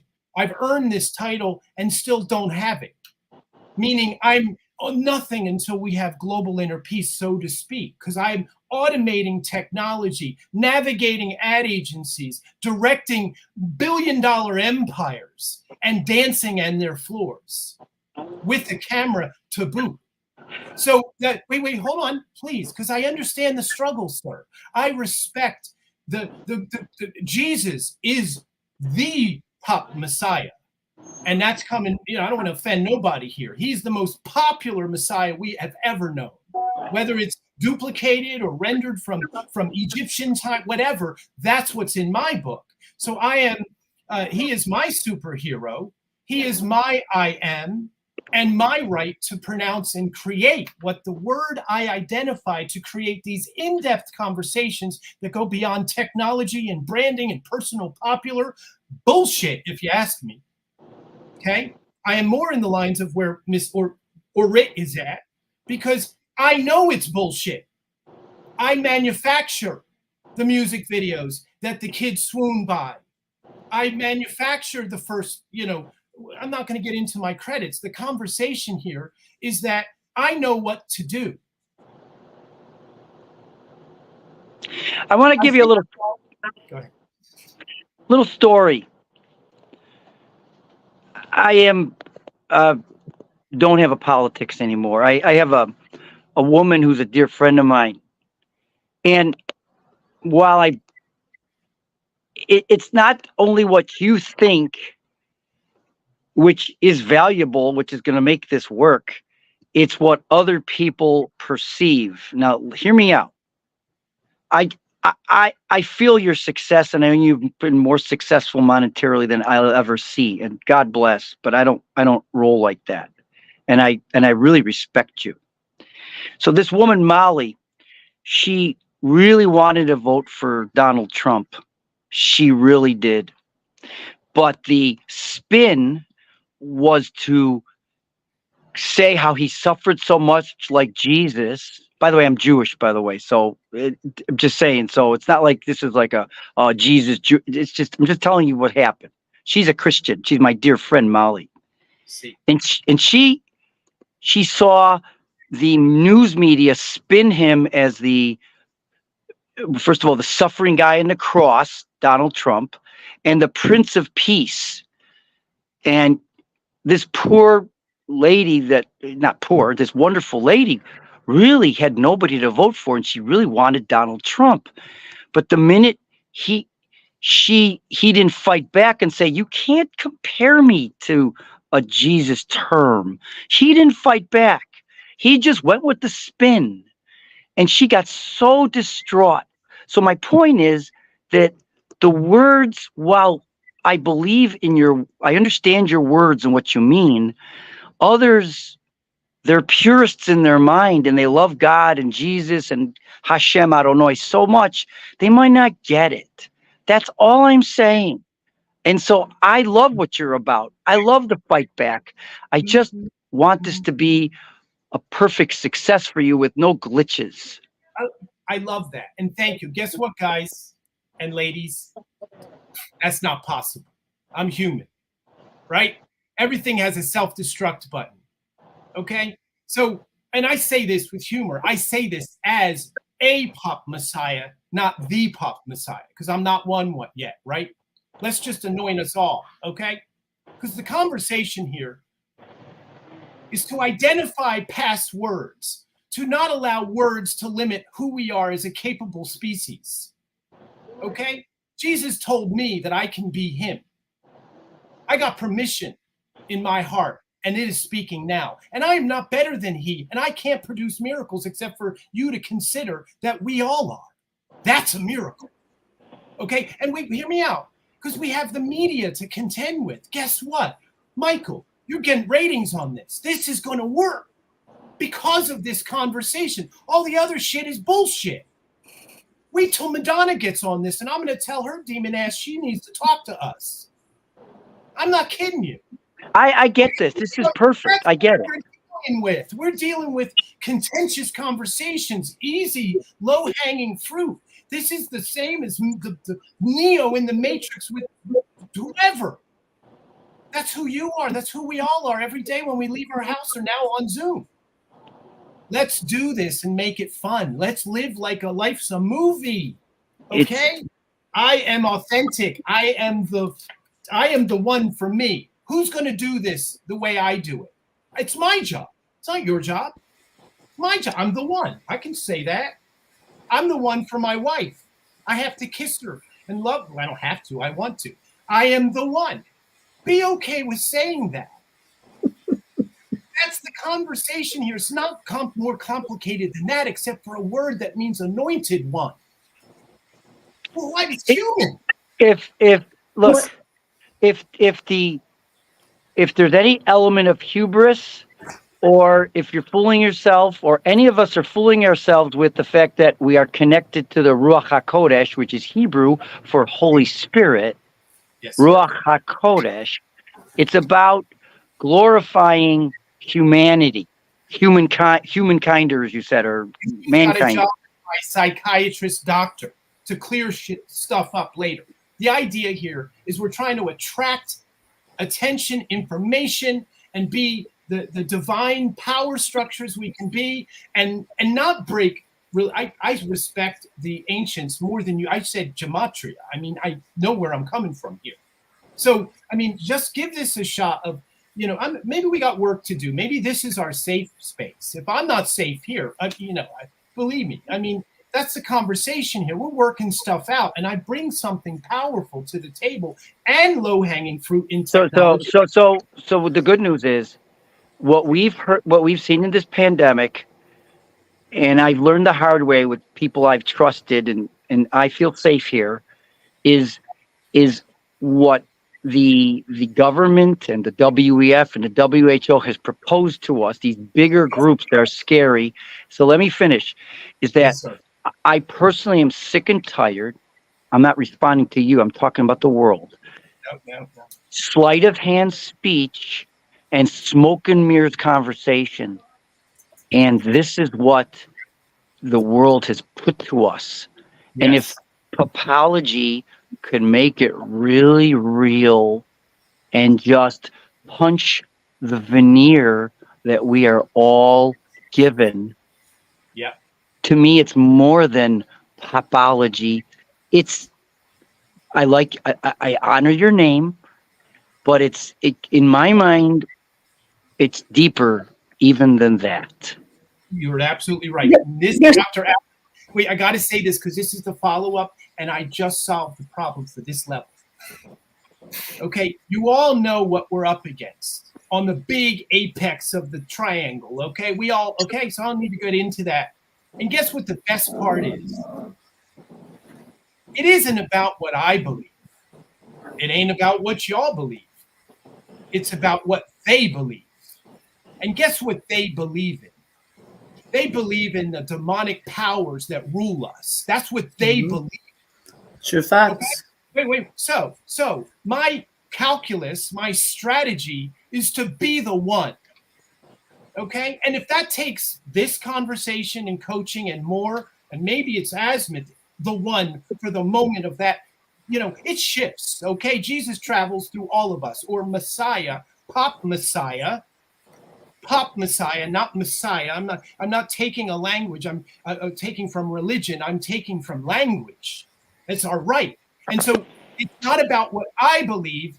It's about what they believe. The power forces of darkness, that I stand in light and I stand as the one. Okay, God willing, I have the power at that moment. That's beseeched in the right way.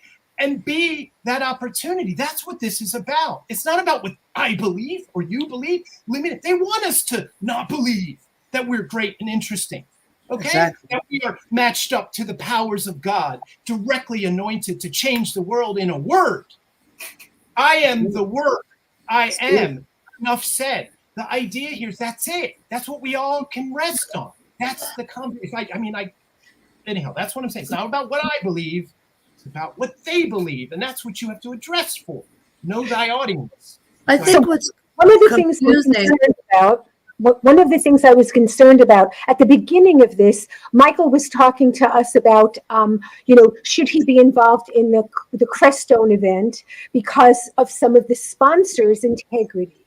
So when you said that, if everybody has the capacity to join Popology, and if some of those people are people who have been brainwashed and support a lot of the toxic companies out there or toxic services, then we're starting out with there's pollution here. It's like, how do we keep Popology, pure? I understand your question. And it's a very judgmental place that we're coming from here. You said everything was perfect. You started out that way. Okay? Listen, friends, we're in a place where, no, I'm not using words against you, but this is all we have to collect our assignments here. Embrace it. I'm about to forgive the Rothschilds for their evil doings to allow all of you to make money on AT&T and Michael Jackson. But we don't have to allow them to be on this platform. They brought us here. We have to take care of this platform like a newborn. When you plant a seed or a tree, you build a little vents around it so none of the animals can get at it. So that's what I'm talking about. You know what this platform is? Earth. We're on Earth. They are on Earth like we are. That's the platform I'm talking about. Okay? You're talking about my little tech here. That's saying nothing. This is just to give voice to a concept of being. All people live in their personal popular. Own it. Next time someone says, what does popular mean to you? You're going to be like, my husband, my books, my music. I don't want to hear about the metrics that you can't prove anyhow. That's my point here. There's nothing more pop messiah than you could possibly create. Global inner peace, friends. I invented it. I'm not trying to prove that I am one, I'm saying that I've got the rhetoric, I've got the language based to catapult, catalyze, contrast their belief system, theirs. And I was trained really well. So that's what I'm trying to say. You have to transform through love, joy, and standing in such incredible power that, even my stink smells good. I know that sounds kooky, friends. I get it. Listen, Messiah complex is an absurd personality. I'm okay with that. I ain't got no problem with that. I've learned from Russell Brand, except I'm not a womanizer. Okay? I was trained to take care of animals and love my wife, and I do a good job at that. So the conversation is about a unique opportunity that's brought to us in the world, and that most people sleeping and don't take this the wrong way, but complaining about shit. We're up against all this stuff, and they're still getting away with it. No changes ever make any change. So the idea here is to enforce all of it with a broad, beautiful stroke of joy and harmony and technology, all of it. It ain't my job to choose who's right, who's wrong, who's evil, who's not. It's not your job either. It's our position of self to do the things you know you can do. Okay, you got a coalition of people say, we don't like Sprite, and keep them out. You can do that, and it may work, and it might be cool, and you get integrity points for doing your part. But the point in the holistic perspective is, when do we stop complaining and start doing real action that benefits all of it? Where are you? I'm not talking about complaining here. I'm talking about we're all together because there were certain people and companies and agencies that have a lot more power than collectively we the people had, or we didn't know how to take that power and make a stand and put out flag. Wait, let me finish, please. So I kind of feel like creating loving boundaries is not saying this whole thing and what I said at the beginning, that everything's perfect. It is. And part of that perfection is recognizing when there is something detrimental or harmful to earth, animals, people, the foods that we're supposed to be eating that are being, So I'm just saying that to me, it seems like if we're trying to build a bit, we talk about this all the time here, and even James Roguski, who's a guest a lot on this platform, he says exit the who, and how is exit the who and create something new or something like that. So it's like if we're trying to create and take our power back, that means being aware of any voices or forces that could pollute a platform where you're creating to give people their power back. And I think that's what Dr. Alan Dennis said. Yes, be conscious of your own pollution, first of all. And I want you to hear this idea. I caused 9/11. Now, I know that sounds preposterous, okay? I participated in this world being shitty. I did. Okay. Now I take my responsibility of my negligence in being a young buck in the politics or the whatever that is that I wasn't. I own my responsibility in that matter. That's huge. That's crazy. I caused 9/11, right? Okay. It's radical. Again, I'm being radical here. I'm trying to paint a big picture here so we all get what we're up against and what we're in. Because once you participate in something and then you turn yourself, I want to change this and change, you're like, that's so futile. It's so futile. You have created all it is a complaint. You got 50,000 people saying no, no, no, and it's a whole 7 billion people, and you're up against a machine that will just steamroll you. The only way to make a social change, again, in my life cycle, in my participation of media thus far, is to address the masses in a way that's easy to the pill and contrasting something to keep them sticking and listening. Okay? You got to have easy, keep some questions. Popology is a question more than anything. What is it? What is it? What is it? So, well, guess what?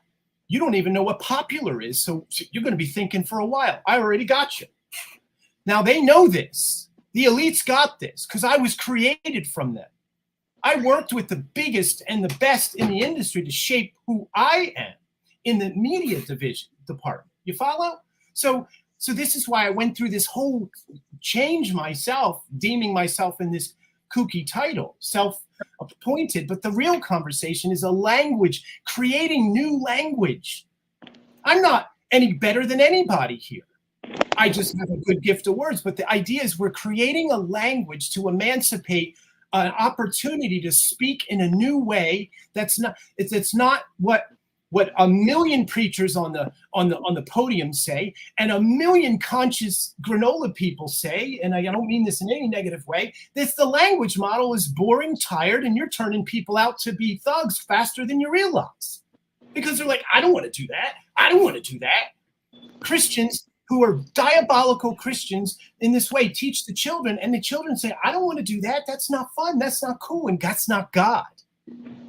All right, so we have to re-educate, and guess what? Pick up some new words, come up with some new understandings. The one thing I love about the Jewish faith is that they don't say G-O-D out loud without a prayer that comes with it.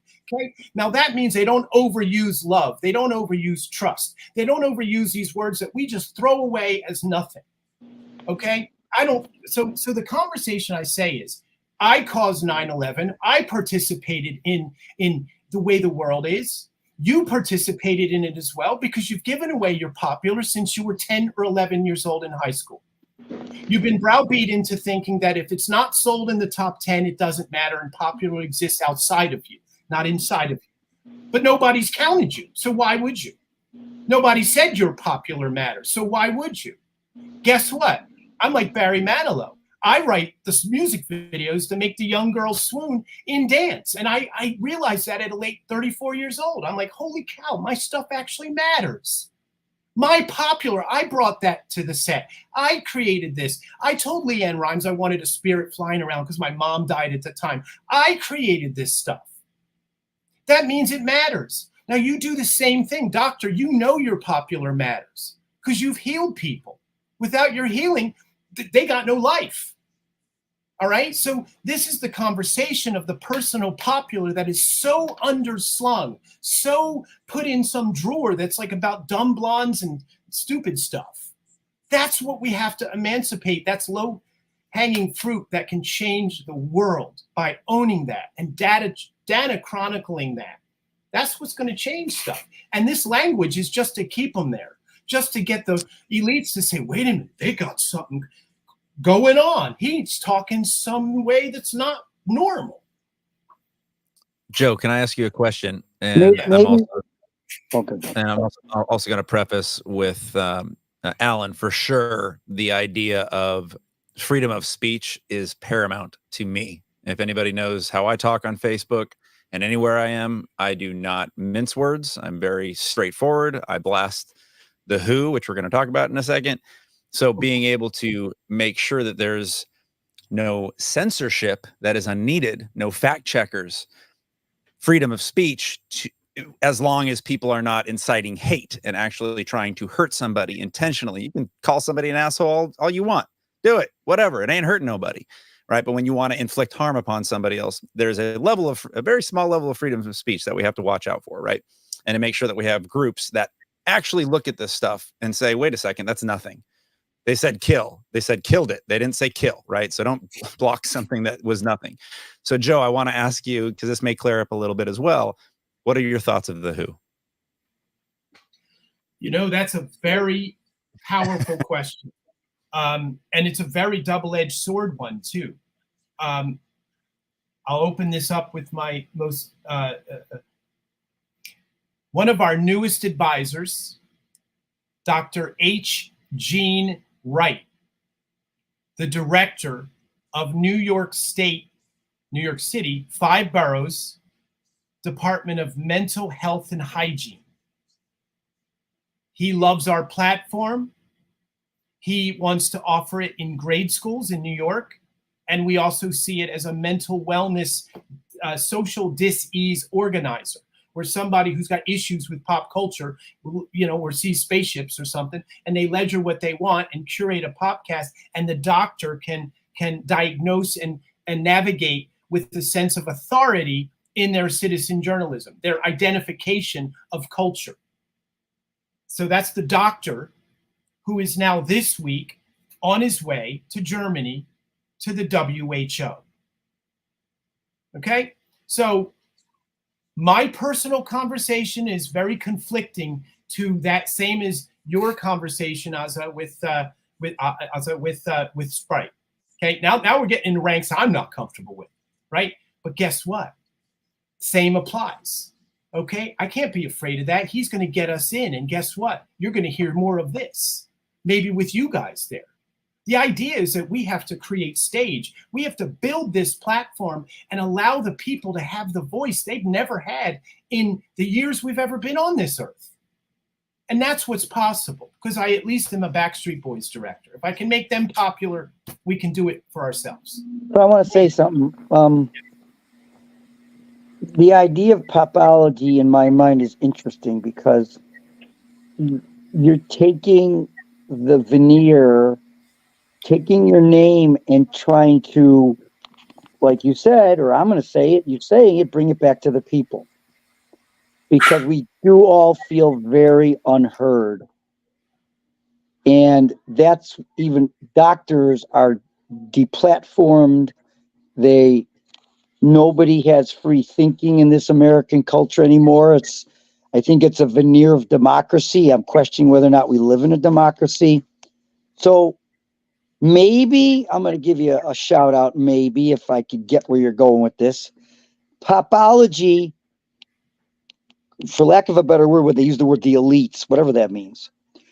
Popology could be the antidote, I guess the way you're going to do it, if it's done right, to the whole elite control mechanism. Because you are. Because I'm nothing. Well, there you. I mean, that's a good brand, but we're all elite. We have to show our elite. No. There's a belief that the elites, the puppet masters, some people say deep state. I don't use that word. I'm not into that. It's the cloaked puppet masters, Pfizer and Moderna, or maybe the Department of Defense that actually made these messenger RNA things and used them as the pawns. These be the internal cloaked puppet masters. So I see, I don't know if you saw yourself this way, Popology, but I'm looking for the antidote to helping that old statement that I always hear in the Christian literature, the meek shall inherit the earth. And I always keep hearing that. Do you know what meek means? Do you know what meek really means? I think meek means the real religious and sincere. No, meek means have strength, have sword, and don't use it. Meek means I control my temperament, that I am all powerful, yet I choose not to strike one down. I never heard of that, but I'm learning. No, it's incredible translation. But me as a meek nobody human being on the planet, that I lose my patience because public policy that never treats a patient gets to take a poisonous shot, and nobody considers me because public policy told people how to take care of themselves. To have a platform, hopefully blockchain. I don't know much about it, but I'm always looking for bulletproof things where you can go to a place where you are safe in a blockchain Popology environment and nobody can intrude upon it. I don't know how it could be. Hopefully nobody will, like the government, or it won't be controlled, or I worry about things like that. You know where we're going? I hear your question, and it's a good one about where it's going. We can't control globalization. It's happening. That's a freight train. We can't stop that tank. No one can. But what we can do is, if the world got the Bill of Rights, the American standard of Bill of Rights, if you're unhappy with your government, our global governance, what do? Can I still speak about my governance? And so if we were able to navigate the People's Popular as a global constitutional preamble, if you will, that is allowing people to debate the government and treat it like the American Bill of Rights all over the world, I would be okay with that global governance myself. Maybe that's where they're headed. That's what it was supposed to be with Or maybe America. that's yeah. Meek is not a common word in our everyday lives. Meek is an adjective and means to show patience, humility, and gentleness, or to easily be imposed and submissive. This does not sound like characteristics that we should aspire to have. Right. Well, so the way I look at it is that the meek, while they're humble and who knows what, they need to be calling in their chips, so to speak. Yeah, but imagine a soldier fully equipped and well trained with immense power who does not abuse his strength or become heated and reckless. This is the meekness that Jesus was speaking of, a rare beauty of inner strength. I'm very fond of that concept because I am powerful, not all powerful, but I am strong. So are you, Dr. Allen. We all have strength and we don't use it. And in fact, it starts with owning your personal popular. That's it. That when my metaphor was the meek not understanding, because most people don't understand that word. And in my case, I thought of it as the humble will inherit. Now, you said beauty of inner strength. My thing that goes with you is that it's time for that inner strength to come out, to call in its chips, because we're being stepped on.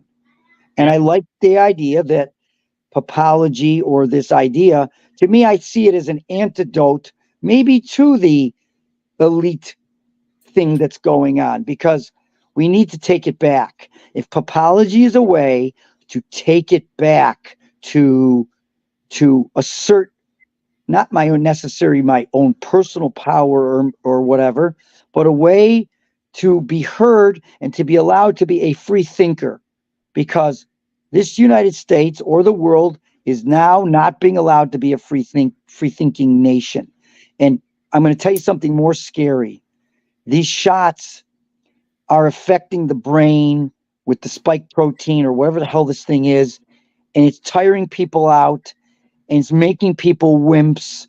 It's getting a hold of the physiology, like the Pfizers and the Modernas are going to weaken our resolve. That's a medical description of what I'm worried about. That's on a side.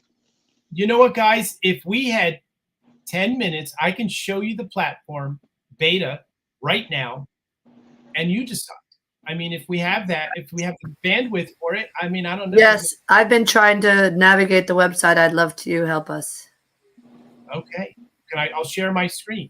And while you're getting the screen up, I'd like to just make 2 comments. So as you were speaking, I live in New York City, hopefully getting out soon.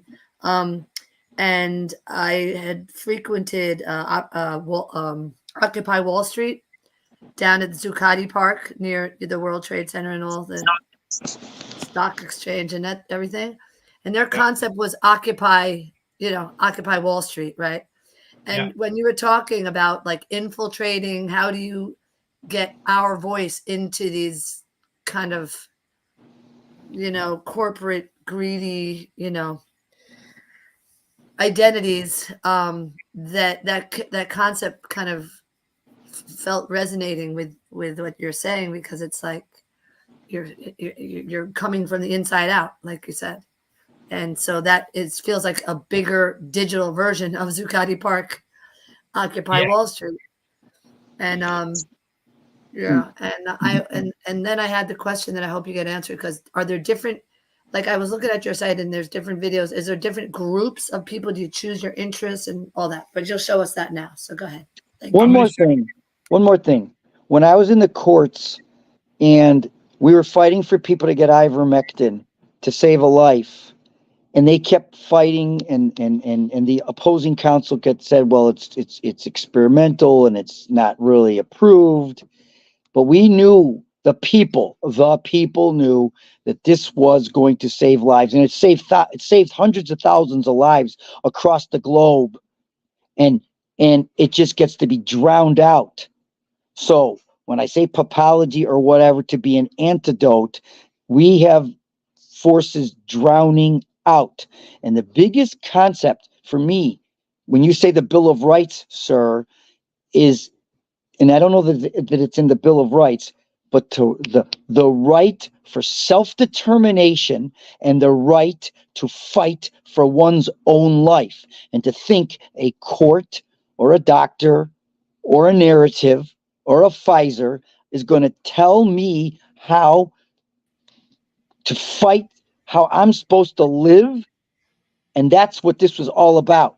So Popology, or whatever this is, has anything to do with the right of self-determination, the right to fight for one's own life and to honor it, whatever that means. It should be in somewhere in our Constitution. I don't think it's there. The Bill of Rights maybe touches on that. The idea that a government or a policymaker or one man or one woman is going to tell me how to, and then hijack my morality to say, get a shot because then you're going to save your parents. And meanwhile, we've got young people, athletes dying suddenly because they did the right thing. They did the right thing by saving, manipulating love. Here's the key.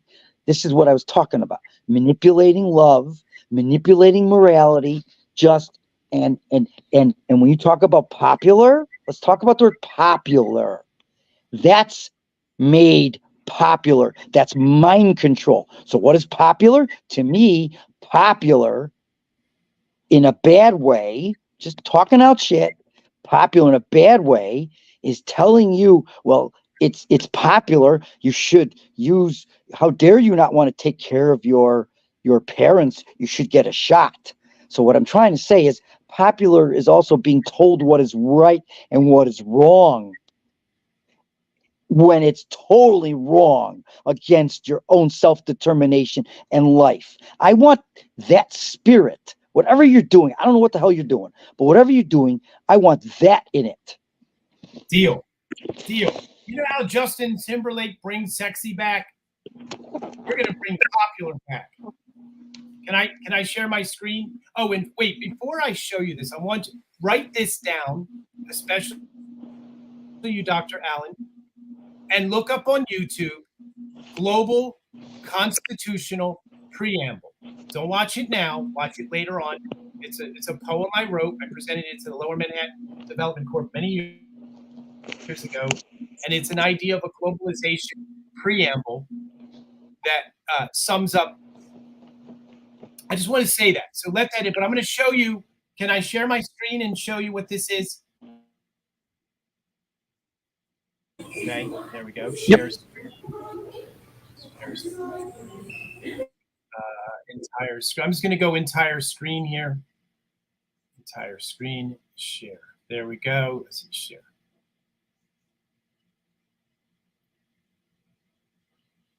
Okay, hold on. You're seeing. Let me just put this away here so you don't see that. You see my screen? Working great. You seeing it? Yes, we see it. Okay. All right. So first, I'm just going to show you. This is my experience of 30 years in the industry. I mean, it's just a little dash here. Pretty big artists. I'm not expecting you to swoon too much, but all top artists and chart chopping stuff, right? With that said, I want to show you what a popcast is before I show you the platform.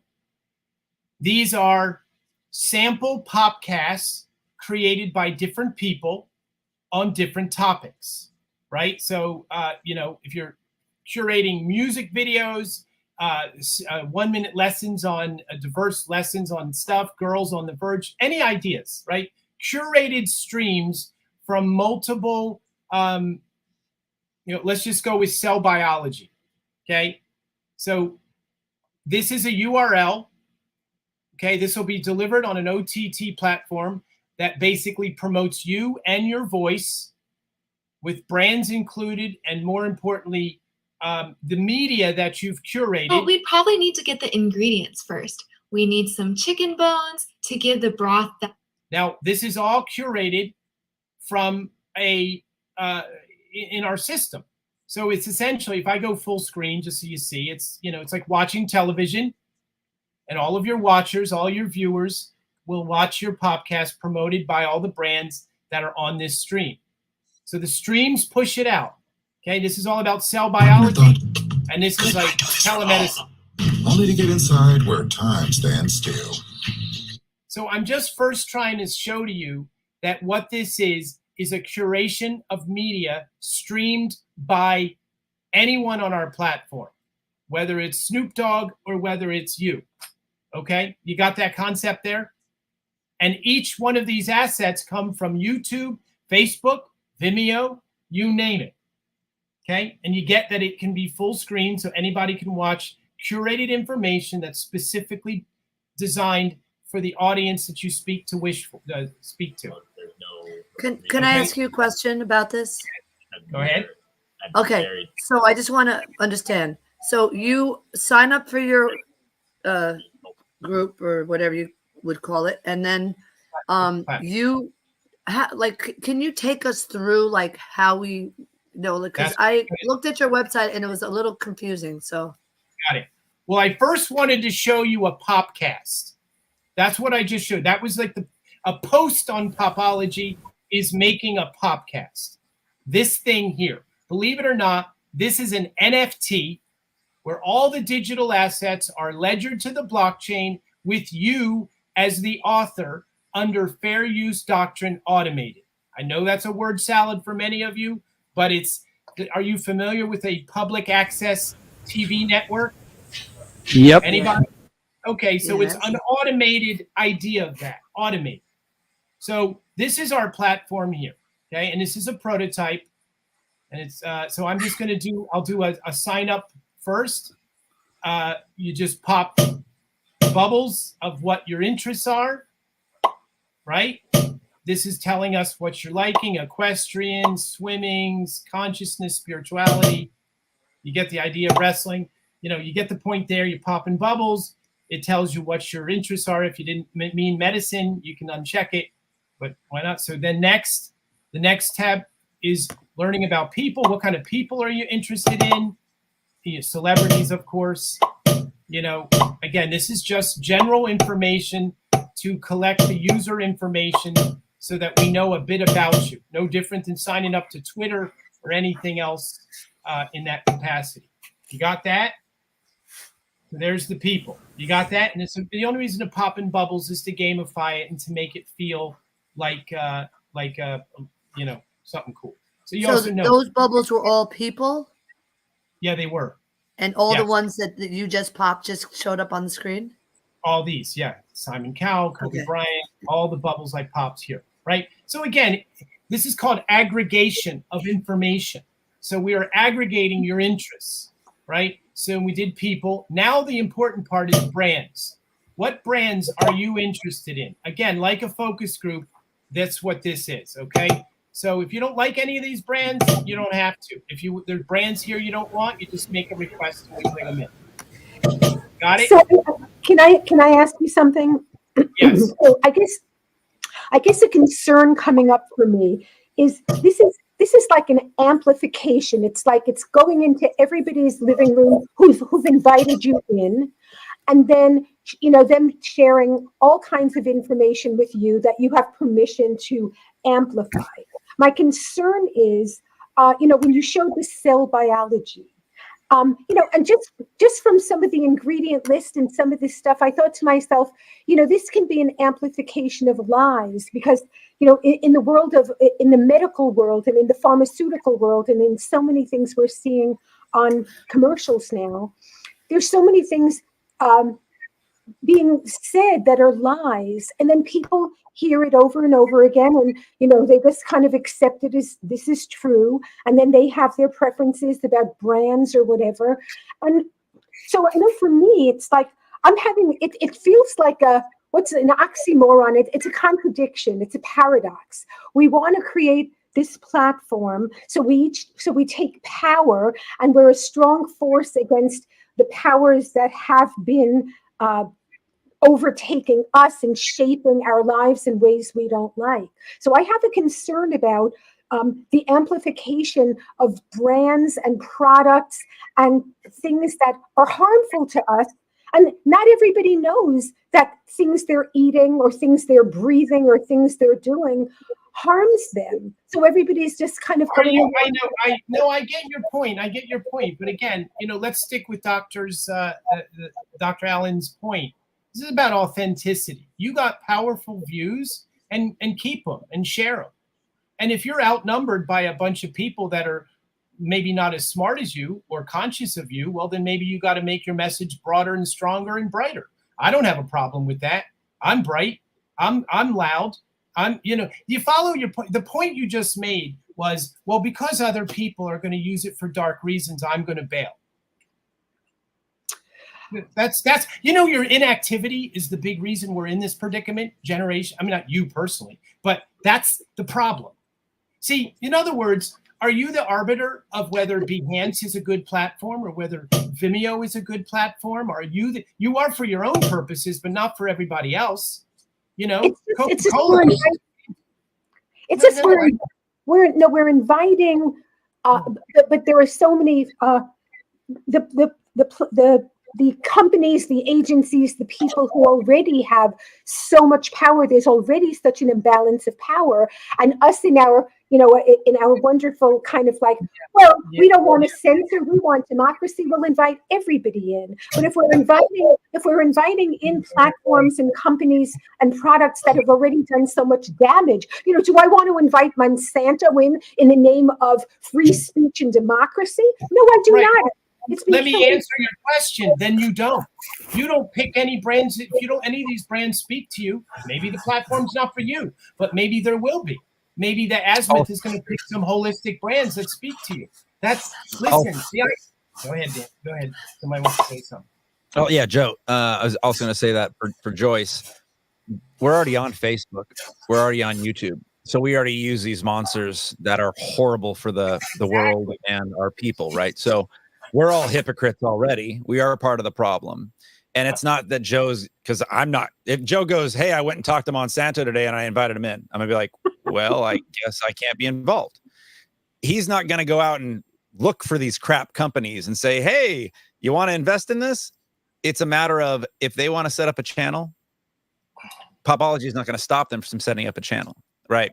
Brands can go ahead and do anything different to do on YouTube and everywhere else. And you leverage by directing. You know what?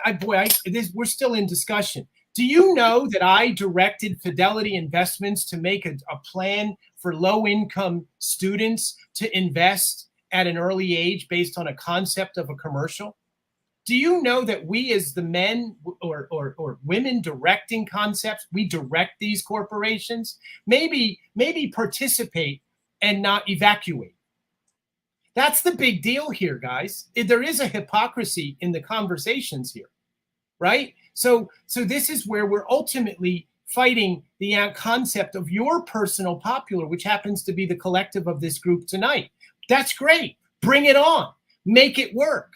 But we're not going to tell Coca-Cola for a child that's, in other words, your views matter and so do theirs. That's what we are. By the way, we're in a republic, not a democracy. It's a republic. That means That's government. right. That means the government is supposed to be small and it's being big because we're not participating. That's right. Our forefathers created the republic, the people. Right. So back to the tech here. And by the way, I want to talk in detail about, where you see we're strengthening the demon. I hear what you're saying. But let's talk about the weak people first. Let's just focus on them first. I promise you that's what this was built for. I'm not worried about the muscle or the moron. I'm worried about the people who have great ideas and great voice. And you know what happens with bubbles? Cream flies to the top. Bubbles go up. Okay? Think in light. Think light. Don't think heavy because that's the sludge they want us to think like. Right? This is a real sprightly concept. So you see all these platforms that I just hit, I check boxes. These are all my memberships of platforms I belong to. All of these APIs are going to be brought in. Boom. Just like that. All I did is then you sign up. If I watch the podcast, I'm getting paid for the token value of that podcast if I'm a new user. But here's your sign up. Now I'm not going to sign up now. I'm going to log in as I normally do now. So you can see this is called the first time user interface. And now I'm going to log in like I'm a member all the time. And now I'm going to show you what this really does. So you could get how this emancipates voice, whether you're good or evil. The big conversation is to ledger the data of the people, which is what this is. Okay, so what? They like Coca-Cola and Starbucks. At the end of the day, you got to start somewhere. And if you think you're going to protest every picket line of every Starbucks or corporation, you're not going to get anything done. I mean, can I get an amen there? Yes, amen. I also want to comment on what you said about, because I was a teacher for the city for many years, and the thing that we always talk about is meeting the students where they're at. Yeah, there you go. That's exactly what it is. Meet the people where they're at. This is, yes. So I'm going to log in now, guys. Check this out. This is the fun part. It's the same with healing, by the way.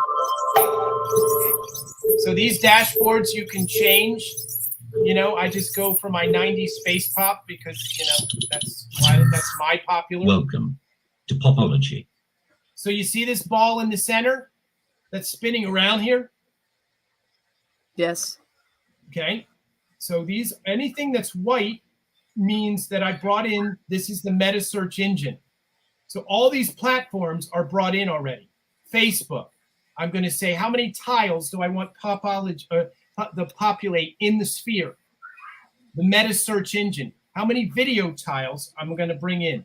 100 tiles from Facebook. So my search is going to include 100 tiles from Facebook, and then how many from Google? Oh, 100, I'm good with that. What else we got? So other platform, I'm deciding how many tiles, let's say 120 from YouTube. There we go. So you get the point there. I'm deciding, I already popped the bubbles. I got the cookies working in the background. I didn't code nothing. All these APIs are going to be brought in. These dashboards here are all functionalities of the platform.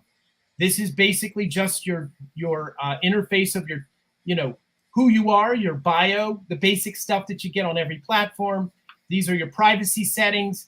This is your community guidelines that Azimuth is writing and being involved in making sure that it's par. In addition to this, you're able to upload content of your own, sign your life away as long as you own the copyright, and it gets ledgered to the blockchain and you earn for it. And that's the gallery of any content that I personally bring in. And I have the Spice Girls. It's set for 8 pop tokens, and it's good for every 2,200 audience members. There's the asset ID number. So everything is ledgered on the blockchain, and I own this data from the art place just to start. Okay. So Joe, when you said you brought in tiles, 100 tiles, I'm going to show sorry you. if I'm naive. What does that mean? I'm going to show you. So just hold that thought. So this right here, everybody gets a 3D avatar. You're going to need that later in the metaverse if you care to go into the shops and the other more entertainment centered stuff. You change your advance. Yeah. This is my guy. He's the first popologist. Then you can change the skin to any visual look you want. Again, you change your pictures, basic stuff on the popologist dashboard. Then the next is the API load. Say you didn't pick all the APIs you wanted. Say I didn't see Dailymotion, or I didn't see this one, or I want to bring in my Dropbox. All you do is check a box, and it's a subscription. We offer free for 3 to 6 APIs brought in. APIs is the social platforms, comes with a certain storage. If you're a free member, we aim to pay at least half of your internet bill in data. So you're giving us, 3 to 6 platforms. You make three podcasts a month. We'll pay half of your internet bill as a free user. But if you really want to make money, crank up to standard and premium, and you're in the money. So that's that premise there. But again, all you have to do is check a box for any of these endpoints or APIs to bring into the system. So then there's that. So you're democratizing all these platforms to earn from. Every platform is bucketed in what type of media it is. This is social media, of course. And they're all going to serve to populate the PopSphere search engine. But then other apps that are more for lifestyle or whatever, my Uber Eats. I bring my Uber in, so I'm earning from the data. Does that make sense? If I don't bring it in, I'm not earning. So all your APIs are brought in a very unique way. This is like an Oracle platform. So if I'm watching Netflix or Prime, these are all brought in. Okay. There's a help screen. Anybody's lost, there's always going to be video and instructions here. So it's not complicated to get around. The next dashboard is the blockchain. This means that all these APIs are running on the blockchain. That means I'm earning on all of it. If you don't have your blockchain on, you don't earn anything. But if you have it on, you're earning from all of these platforms, which means you're allowing us to track your behavior on and off the platform. You can also add APIs here, just like the same system that we have here. You add them to the blockchain. You can detach the same way. You can also pick a platform to find out your behavior. How much did I use Instagram? What was the best post? All the basic analytics that come with every platform, but it's also ledgered to the blockchain so you know what you've done. Also, smart contracts. These are how anything you've been paid for. You make a podcast and you've been paid tokens, or somebody used your content, or you use someone else's content. This is called smart contracts. Smart contracts are how you ledger tokenization on a blockchain. It basically is how you get paid. So that's that system. Go ahead. I have a question. So Yeah. when you talked about turning the blockchain on and keeping it on if you want to get paid, immediately the whole thing of privacy came up for me, because it's almost like people kind of just you're advertising more of your life and what you do and who you listen to and where you go. You're not. That's what you're already doing that. You're doing that now. We're not breaking the laws here. We're just pipelining off their data chain that you ain't getting nothing for. You're giving this away right now on your YouTube, and they're listening to you. Facebook is listening to your Steam thread right now. So are you getting the money from each one of these platforms? How are you getting the funds? When you explain that conversation, first of all, these are all data.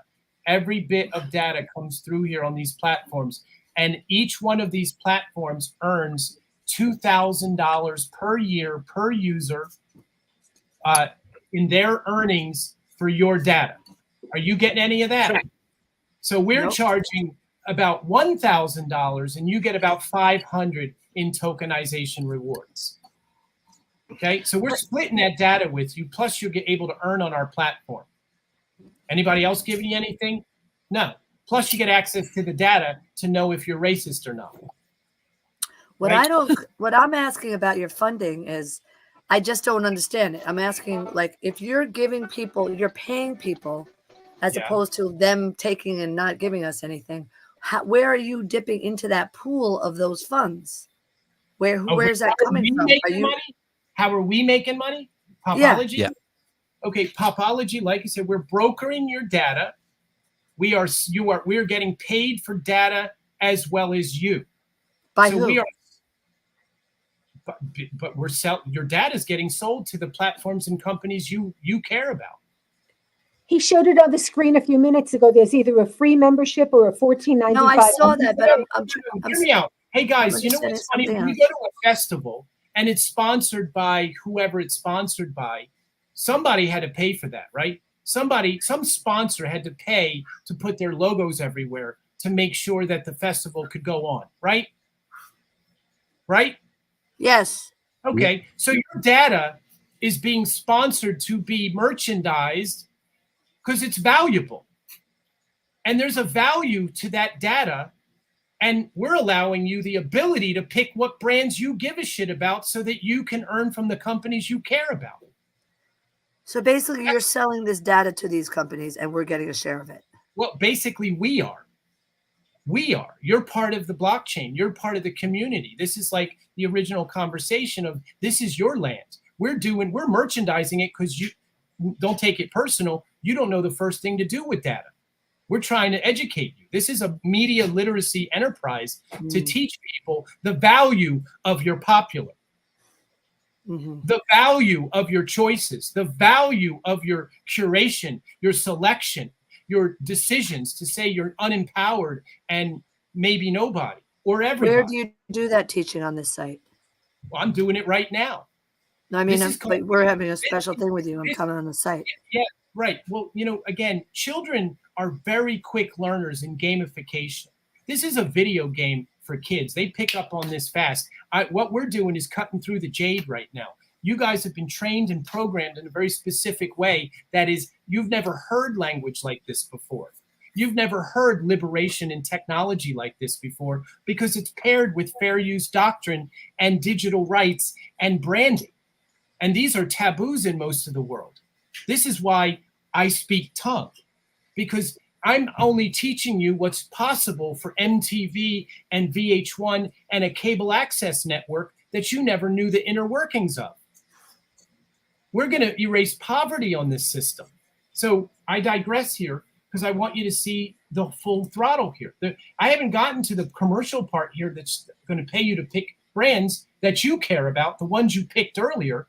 Those commercials show up here after you make a podcast, okay? So I showed you the blockchain. That means we're tracking your data. You allow us to pick all these platforms that you're a member to, and now your data is being not only tracked by them, but being tracked by us, so you are a stakeholder in the revenue. You got that?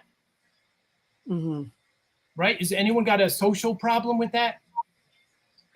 I guess what's coming up for me is that a lot of times on this meeting here, we've talked about intentional community. We've talked about creating new ways of living and working. So there's a part of me that's saying, and I don't mean to be pulling apart everything you're doing. I honor what you're doing, but what comes up for me is, don't we want? We're taking our power. Don't we want to start creating our own brands? Don't we want to collect the herbalists and the manufacturers and the writers?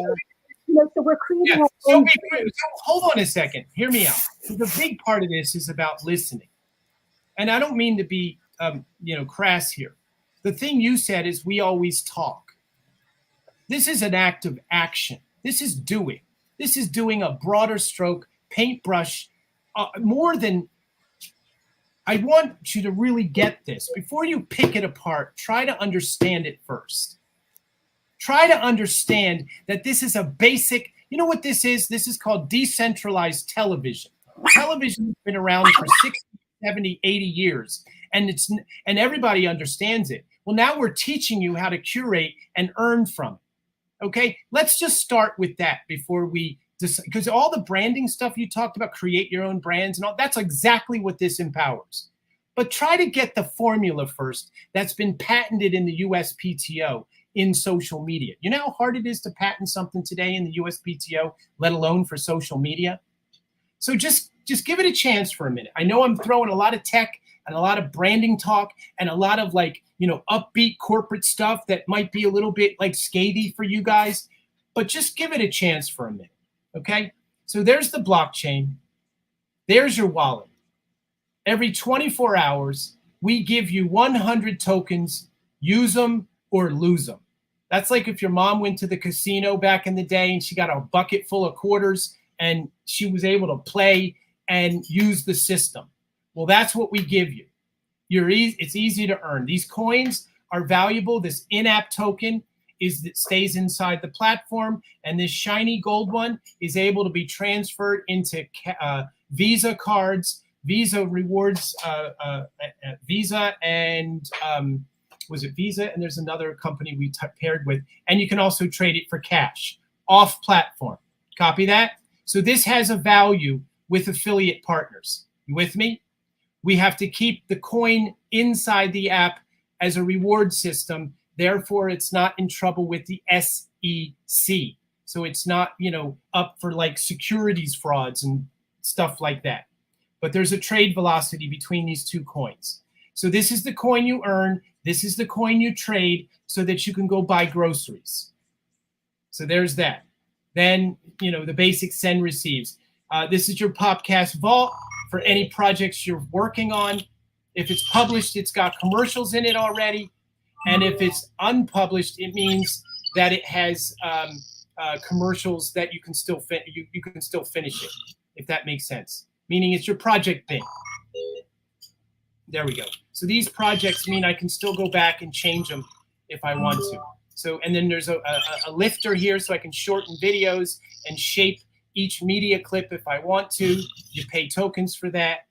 Popmercial and Pop Wager, I'm going to save until we go into the sphere. The audience dashboard is just your friends and your kind of like your statistics delegated by an avatar. Everybody makes their own avatar.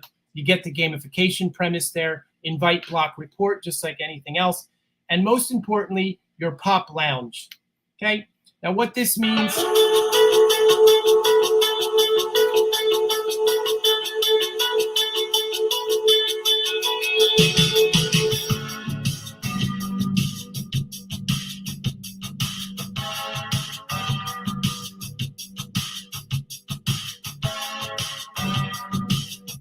I needed that.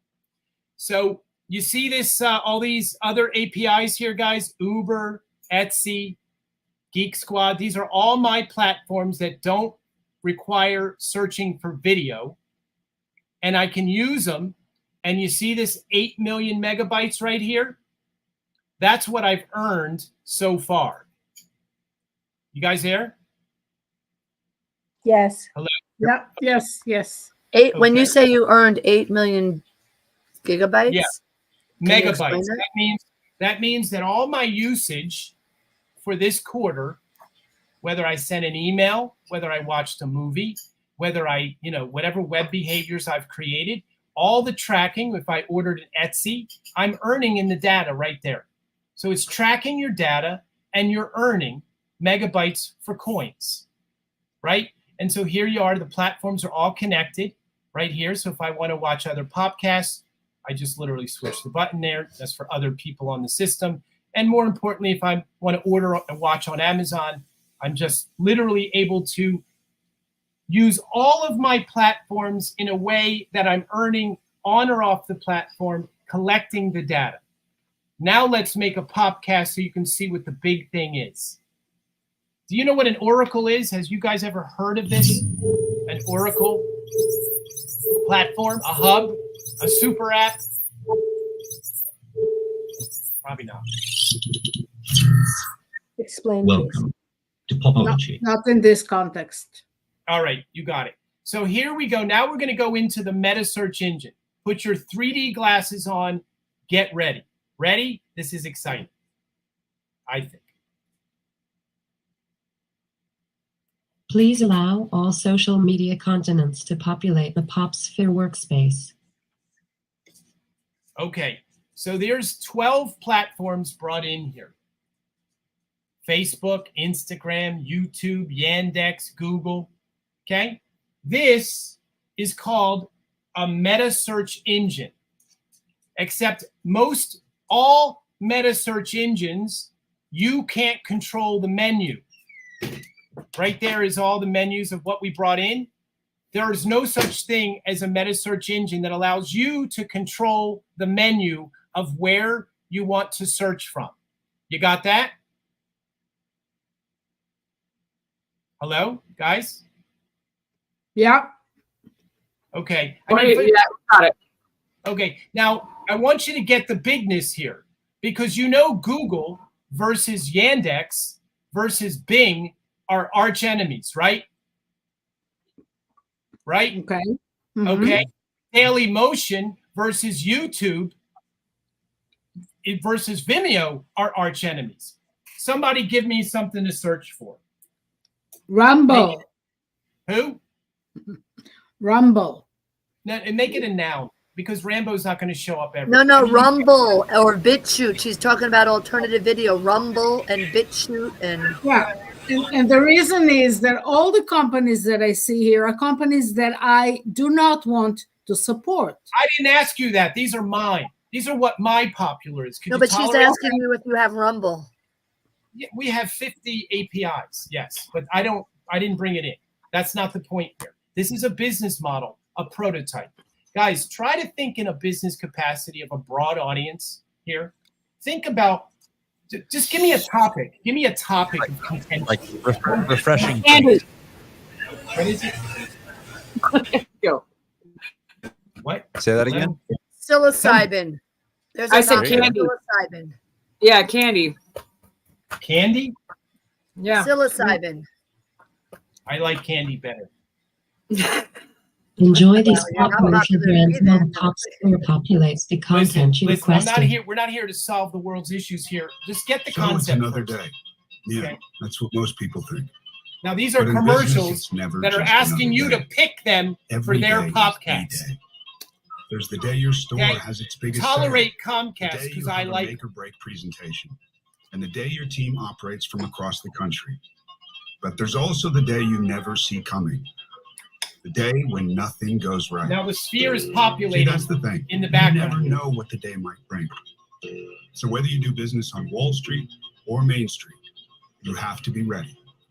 With the power of the network that can deliver gig speeds to the most businesses, the freedom to control that network from anywhere, and advanced cybersecurity to help protect every device on it. Now I'm getting paid for All this backed by a commercial, dedicated friends. team 24/7. You know, anybody that's Every day in business is a big day.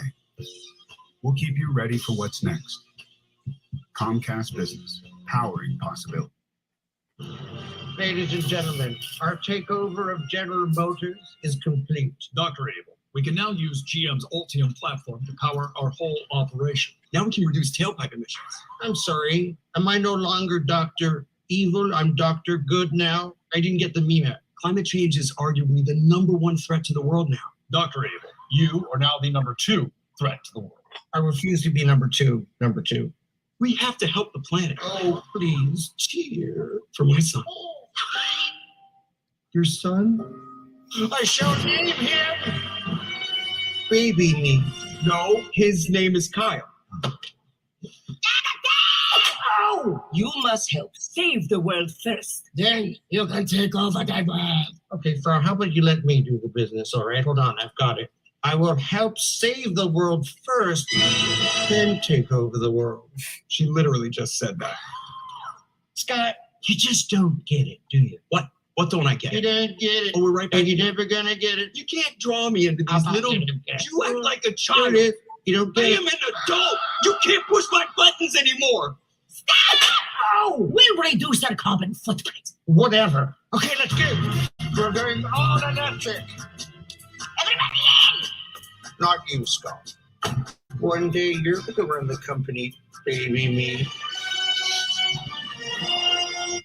all right. Last spot, guys.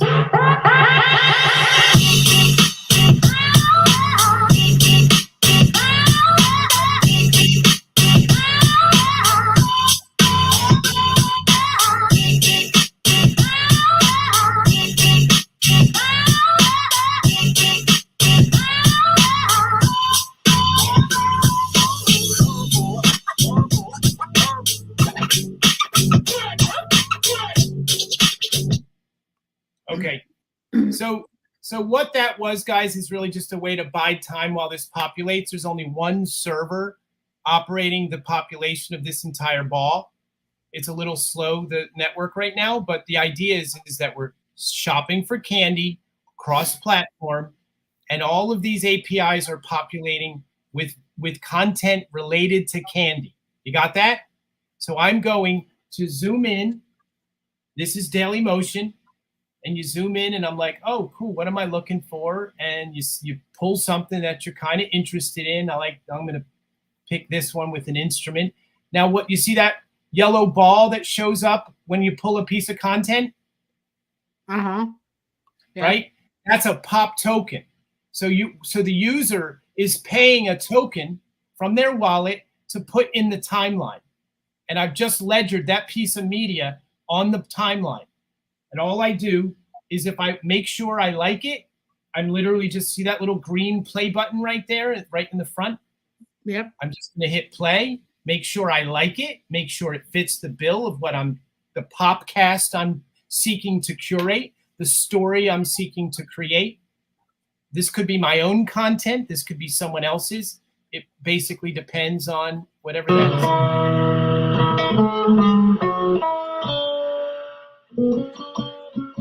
Okay, maybe it sucks. It doesn't matter.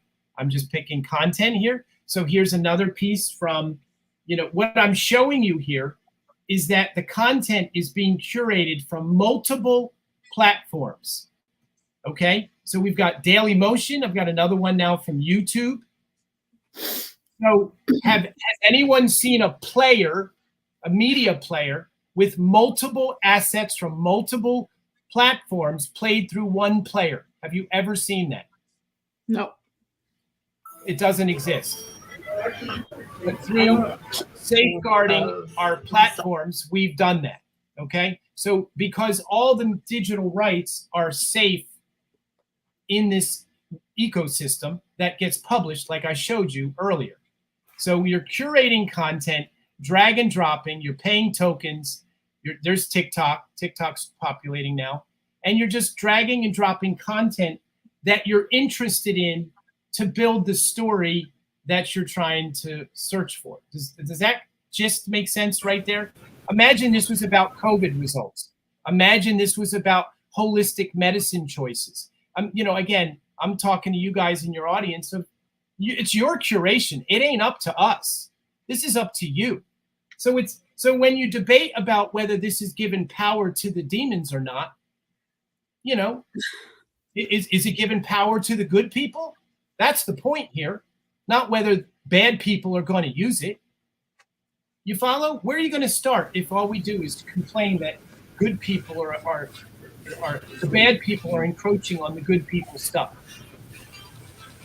You're addressing a challenge that I've identified also, which is, as you put it, there's so many sources out there.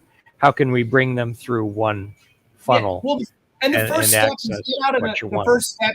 Right. Thank you, doctor. The first step is get out of your own hypocrisy. Get out of your own, because if you keep saying this, all you're going to be doing is talking forever. I'm not saying you're not going to get your own little coalitions to create opportunities of change. These things always happen, no doubt. But we're talking a grand scale here. Like, that's the conversation here. We're talking a broad stroke to win opportunity. Here's Google, right? We populated for candy, right? There's Google, and there is Bing right there. Right? And there's really hardly any overlap, right? So the conversation is about bias is the conversation here. So if we looked up COVID results or cure for cancer, the videos are different. Facebook doesn't populate what some other platform. Yandex will give you something totally different. And look what we've created. In less than 4 minutes, we're curating a stream that I can monetize, reward by picking the commercials I want. By the way, if you don't like an asset that you've selected, you literally can just delete it and put something else in. Let's put in candy. We said candy. These look fun. So, and it goes right into the number 2 spot right there. And again, you just make sure you like the asset. Again, all you're doing is curating. Think about what you do on Facebook. You curate video. Isn't that what you do? You talk about stuff, you make a post. All you're doing is curating, even if it's your own assets. So this is a broadcast network powered by the people. All right, that's the concept here. Let me put in a couple TikToks here, because I want to show you how you put commercials in and how you earn from it. Do you get the idea here, guys? You see how it's populating from multiple platforms here? I do. I like the concept a lot. I was looking for something like this years ago, so it took a lot of horsepower to develop it. Let's bring this to a close because it is late for some of us. I have a question. Quick question. Yeah, I have a quick question too. I have a quick question before we close. Go for it, doctor. Just this last thing that you've exposed all this. Maybe you could isolate that and this can be shared, or I don't know, if I have people I want to share this with. Let me show you. So I'm going to right click right now. We've got what? All data is populated. Are you ready to make a podcast? Okay, look at all that content you can make candy with. Okay, I like candy. So I'm going to right click, boom. Now I'm going to save it. Okay, see that little bar up here? All it is save, pick your pop commercials, which are your sponsors, and publish it. So we're going to hit save. I'm going to call it the Conscious Candy Popcast. Okay, and you're going to save it. Your podcast is ready. Now, this is without commercials, so if you were curating for education reasons in a classroom, you don't need commercials. This gives you the podcast right away without commercials, and it's right there. It shows up, Conscious Candy. You can show it to your class if you're a teacher or if you're a student. There you go. So you see that's what we were playing live, but now I'm going to put the commercials in that you got to see. That's the part that matters. So there's the pop wager. Very important to Are earn. you ready? Play our futures and popular, a stake and mining game. Decide the duration of your mining dates and enter the prospective numeric value of increased views to the desired clip.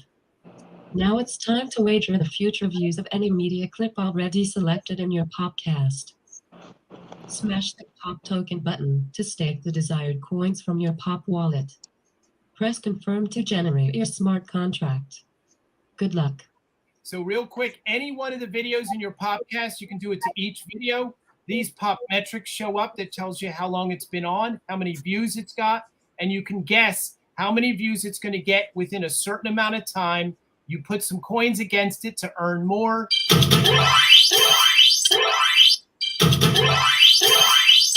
So I'm going to wager 100 pop tokens that this gets 5,000 more views within a week. There's the smart contract. I can earn up to 20 times my tokens, again, to buy groceries. And that's one way to earn. That's a game called Futures and Popular, like the commodities market, for every platform. And now here's the commercials, the best part. Welcome to the Popmercial Gallery. Select numerous spots from popular brands to be placed in your podcast. Choose from many popmercial genres to filter the advertising themes you want to explore. Each popmercial carries an audience reach and an audience payout in pop token when placed in your podcast. Okay, so what this means is you see this desired podcast reach. My mom got me the perfect bag for. You see this desired podcast reach right there, 13 million. Have you ever made a post and it reached 13 million people? Hello? No. Anyone? I wish Right. I did. Well, if you pick 7 commercials of brands you give a shit about, then you can. And that's what this does. The brands pay the media buy up front. The user places the spots. All you do is hit the plus, and every one of your audience members of 13 million each get 12 pop token. Now I'm going to move on to the second commercial and pick those commercials. Notice I'm watching commercials because I benefit from it. So now I'm picking that commercial. Number 2, great. That pays more people. Now I'm going to pick another commercial. The idea here is, and I'm not watching them with, you're cycling through brands. I'm trying to consider brands that you guys care about. But the idea is we won't pick Starbucks. Let's pick Popology. So the idea here is that we're picking the spots. Let me just get through it so I can pick them all. Okay, let's go to Masterclass. That's a brand you guys can stand behind, right? Okay. Mm-hmm. You're a tough audience, I got to tell you. Anyhow, I want to make a quick comment while you're changing screens. I think one of the things that we're finding in this particular presentation is, like, I have children, and my youngest is 13, and they are like so much better at technology than me. It's unbelievable. And I think that part of what this is, at least for me, is I'm really reaching to kind of comprehend all this because we weren't raised with this. Yeah, and that's the youth is going to totally like dive into this. Yeah. And in that way, I'm just wondering how to kind of bridge the generational gap. I'll tell you how. It's up to the people. It's up to the people who really care about your voice. Because if you care about your voice, you get media literate real quick. And you will be involved in technology without it being a foe. We've created this simple gamification and beneficial to get paid, to get rewarded, and to make the messages that matter. It isn't that hard. Take the time and focus on your voice. And Joe, am I correct in saying that you don't have to use all these bells and whistles? I'm not to say that there's a type A, type B, type C Well, I'll version put of it the this way: platform. if you're gonna make a podcast, you're gonna get it out to you and your 1,000 friends. Ain't no change happening. Getting it out to 13. Look at this, guys. Come on, let's be practical here. On Facebook, you can't make a post to reach 13 million people. Okay, the ads are paying for it. The ads are. Have you ever had someone sponsor you like that? This is automated sponsorship. So let me just pick the last spot so you get the gist here, because you show it works. I mean, so here I'm going to hit the last commercial, and the last brand's in there, 7 spots, and it basically publishes the podcast. Hold on. There we go. Hold on. Oh, I didn't pick a brand. Sorry. All right, there we go. There we go. Pick the last. You are officially a popologist. Okay, so this is the link. You open the podcast. Now that other podcast is deleted because this one has commercials in it. And this is going to reach 13 million people about conscious candy, curated from any digital asset that you endorse as your popular. You don't get more specific and unique than that. You don't get any more efficient than that, because now the people can consensitize their choices. And Miss Joyce, you'll be able to figure out real quick within 2 years whether the malevolent forces are, stronger than we are. I don't know what else to tell you there. Can I ask you if somebody goes in the small the free account first? So you have. Yeah. I think you said you can do 6 brands or something. You choose 6 brands or something. So just choose 6 of your APIs, 6 of your platforms. You're giving us something because you're bringing your memberships to the table, which means that we're able to earn for you. What I wanted to ask you is, so if I'm doing that, if I'm choosing 6 APIs, what is that? How often are people paid who have accounts with you? And somebody who has the basic free one, can you give some ballpark of what that, how much money that might look like and how often they're paid? Can you see my screen right now? No. You're off screen. Okay. Not anymore. Hold on. I'm going to show you something that's going to wiggle your noodle. That's really important. I'm glad you said this. Okay. So I'm going to, hold on. Video, share screen, go back there. Go. Here we go. Entire screen. Okay, there we go. All right, I'm going to give you a very valuable piece of information that is, what's that? We don't see it yet. Are we supposed to be seeing a screen share? Now we okay. So here we go.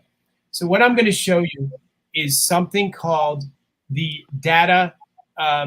It's called the data calculator. Here we go. You see the screen? Yes. Yes. Right. So anonymous. You see that anonymous scale there, and then full profile?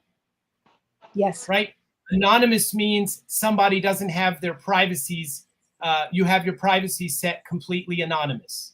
Full profile means you're completely exposed. At an anonymous level, Facebook is earning at least $563 as an anonymous user. But if you're fully open to the public, most people are, they're earning $1,600, almost $1,800 off of you. That doesn't count TikTok. That doesn't count YouTube. That doesn't count any of the platforms. Are you getting the story here? Okay. Who knew your bowl of cereal and your great gourmet lunch and your kitty cat and your conscious messages were so valuable? Okay? No, serious, guys. The idea is what you got to figure out here is that all of your protesting is purposes that still make them money. Like, they want you to be arguing. They want you to be debating about, oh, this is not right, and that's this, and that's that. They want that. But nobody's acting. They want you to protest. They want civil social disease. They want all that. You know what they don't want? smarter people. They don't want peace. No, peace. Come on. Give that up here, because you don't know. How could you know what peace is if you're arguing with the system that is actually what you're creating revenue in your clothes for? Show me one brand you got that's like super off the chain. I mean, let's be real here. And I'm not trying to be harsh here, but the language here that we're using is so, the hypocrisy runs so thick. Start agreeing that you caused 9/11, and you might change your mind to the way the world is. Take responsibility for your part. And that's how this becomes a no-brainer. That we can participate and fix this stuff and be an ambassador of Coca-Cola and maybe make him a health product one day. Who knows? But the ideas of disenfranchising some secular closed off group that's going to maybe reach 6,000 people. Ooh, that's cool. 100,000 people. That's still nothing. The real influencers are making all the money on Instagram, and they're doing something totally different.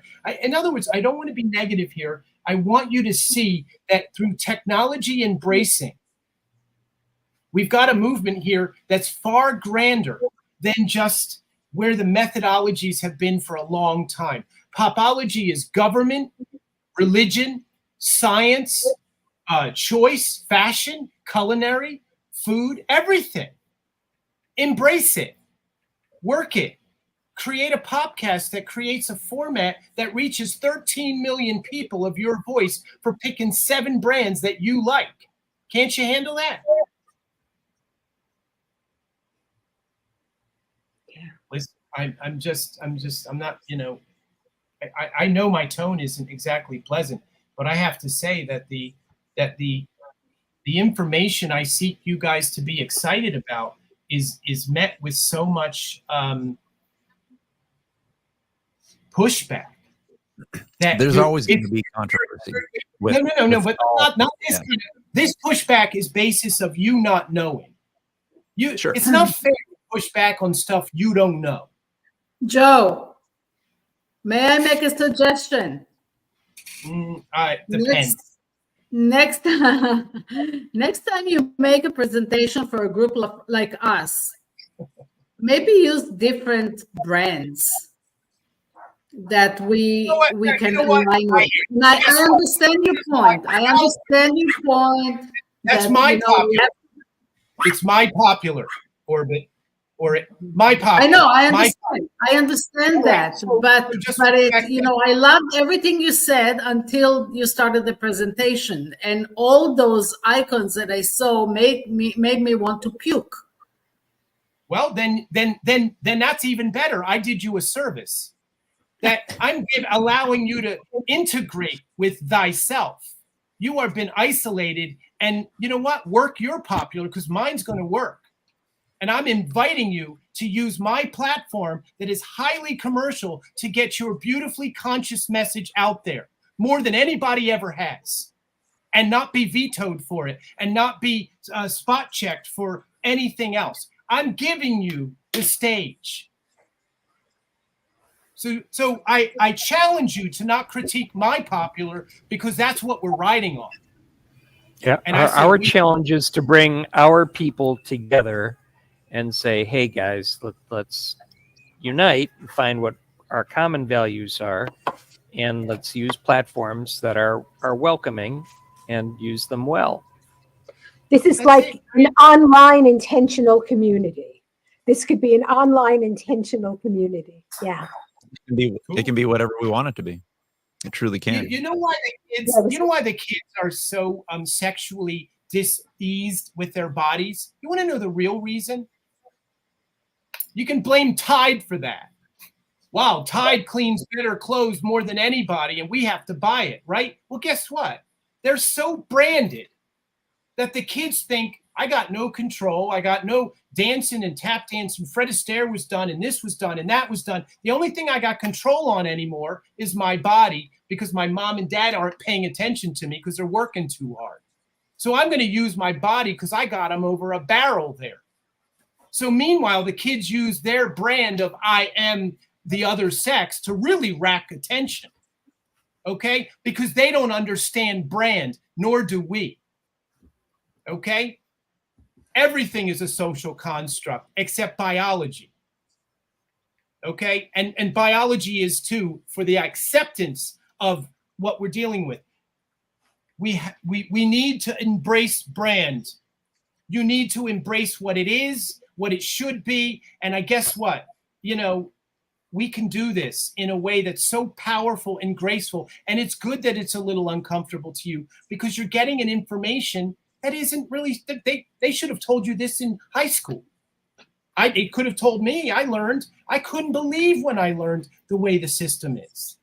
So I inverted the system to benefit us in a system that allows you to control the messaging, the brands, the voice, the data, the information.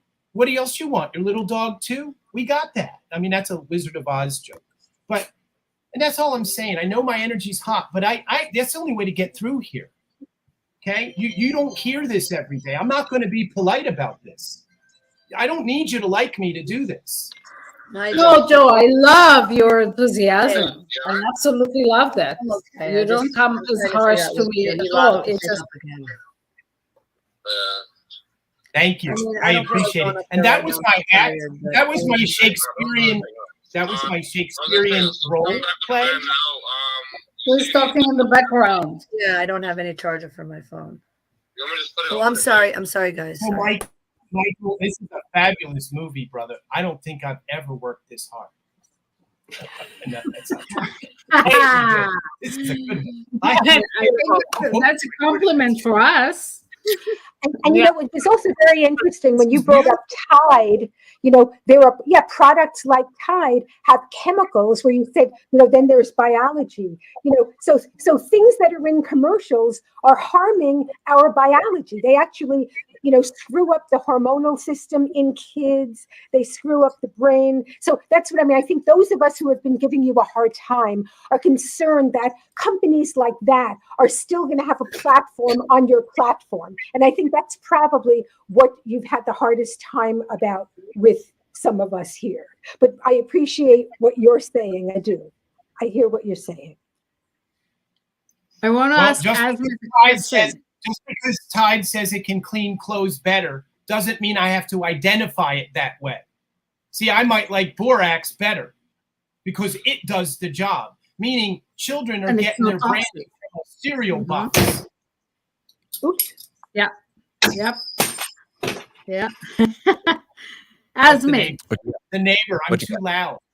Given that all the brands that we saw on screen are brands that make us sick to our stomach, what do you like about all this program?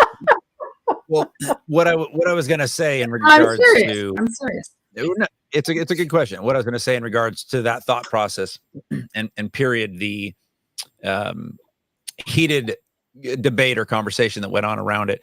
If I would put it this way, Joe, if you get tired if you get into more groups like this, right, that are much more spiritually minded and freedom minded, because I got to work with them. I'm not. Listen, guys, I got to work with them. I'm the guy taking the heat. You might just loathe them, but I'm the one that's going to change them.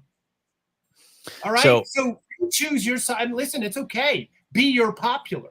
I'm being mine. So here's the thing. I'd say if you had 4 conversations like this in the next month, then maybe at that point you might want to say, well, let me get some other things up there so I can just streamline this conversation. You might cut 10 minutes off of the fat. And what it might do. Yeah, no, this is good. This is good for all of us. This is really good for you. It's good for the platform. It's good to go back and listen to all this and think about these thoughts and interactions. And I think that it was good for us to have the reactions that we had, right? These are not responses. These are reactions to something that we have a distaste in. You guys missed the PSAs, but you missed the PSAs. I've got nonprofits in there. You went right for the Jaguar logos that split. You know what? That's the point. See, the point is embrace chop suey. It's not what I showed you a business model. I didn't show you a business model. We're supposed to look at the structure, not the content. Who made your clock in the background? Who made the clock? Who made your bookbinders? Come on, people. Don't be a hypocrite. You're the conscious people. You're asking us to look at the structure, not the content. You're trying to introduce us It's a prototype. It's a business model that they're deeming worth $200 million. I mean, come on. It's a pipeline of data to show how the people can ledger their interests. It is a focus group 24 hours a day. Do you like Adidas, or do you like Keds, or do you like, homegrown sneakers from whoever? We get the brand to do that. I'm okay. I love hemp. I'm all about hemp. That's not the conversation for this concept. Extrapolate that. Is like, what brands do you care about? What do you want in this? Tell Asmith that's what he's going to be in charge of, the conscious level of this, of what brands would really be part of that story. And that's why I asked Asmith, and also I in this endeavor I consider Asmith as our filter, because I trust him wholeheartedly. Yeah, I do too. Right. No So stuff. I It's just beautiful. have a statement real quick, about something here. Joe, thank you, by the way. It's a great presentation, okay? And we're talking about being a Mankinder network, right? We're talking about collaborating. Joe, just because Tide's out there and we might not like the product that they're creating, does that mean that everybody that's working for Tide doesn't deserve to be in part of Mankinder? Are they programmed, or are they categorized? I mean, what says that we can't become part of the network and actually take out Tide? What says that we can't do that? But we cannot do that if we're going to discriminate and we're going to judge against Tide and we're going to judge against Adidas and we're going to say, no, we can't have you part of our network. We can't have this. We can't have that. Then we're just as bad as they are. Exactly. So why don't we integrate together and be a kinder network and work together? And guess what? That's how we change the world. That's how we do it right there. Bingo. We have to integrate. We have to integrate with these people that, you're thinking about going to with Michael over there in Woodstock or Woodstock.